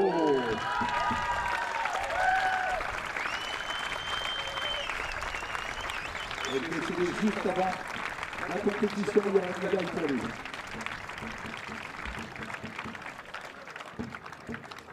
And now the flower, it's okay. Silver medalist representing Germany, la médaille d'argent pour l'Allemagne.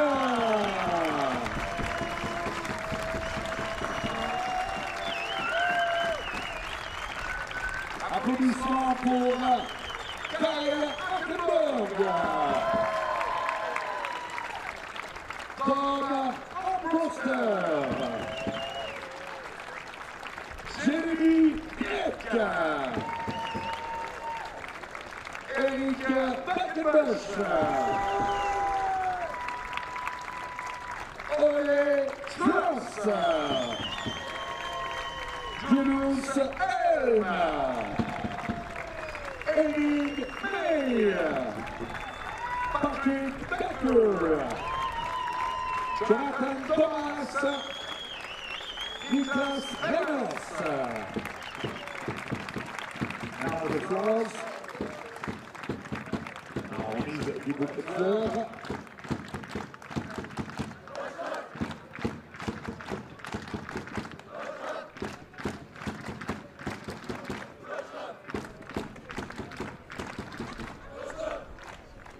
Gold medalist representing Spain, la médaille d'or pour l'Espagne.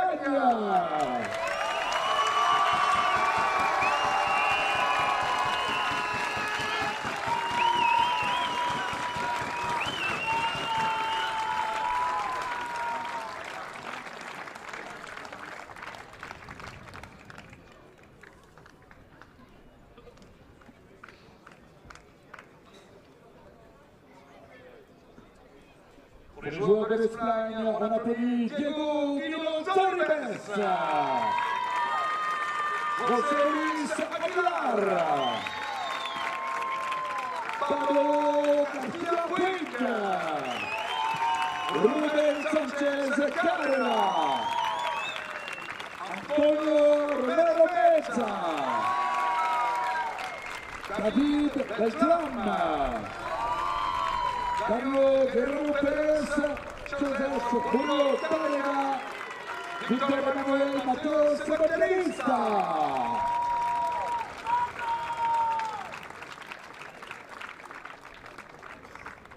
And now the trophy for the best player of this final, from Spain, Antonio Romero Meza.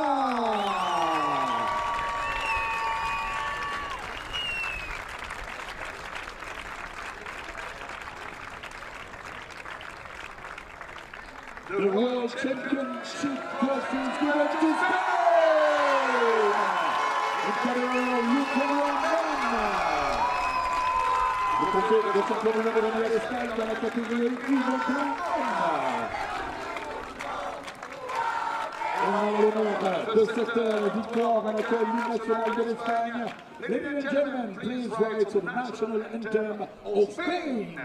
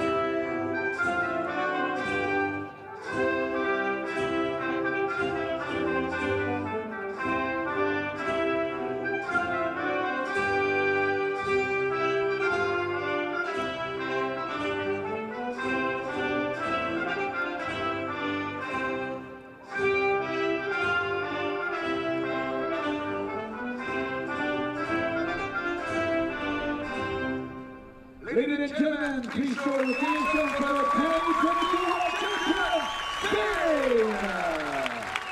Allons applaudir les champions du monde, l'Espagne, un grand bravo également à l'Allemagne et à l'Italie. Rendez-vous demain à 8h pour les premiers matchs de cette dernière journée des championnats du monde. On aura les finales et des catégories seniors. Musique.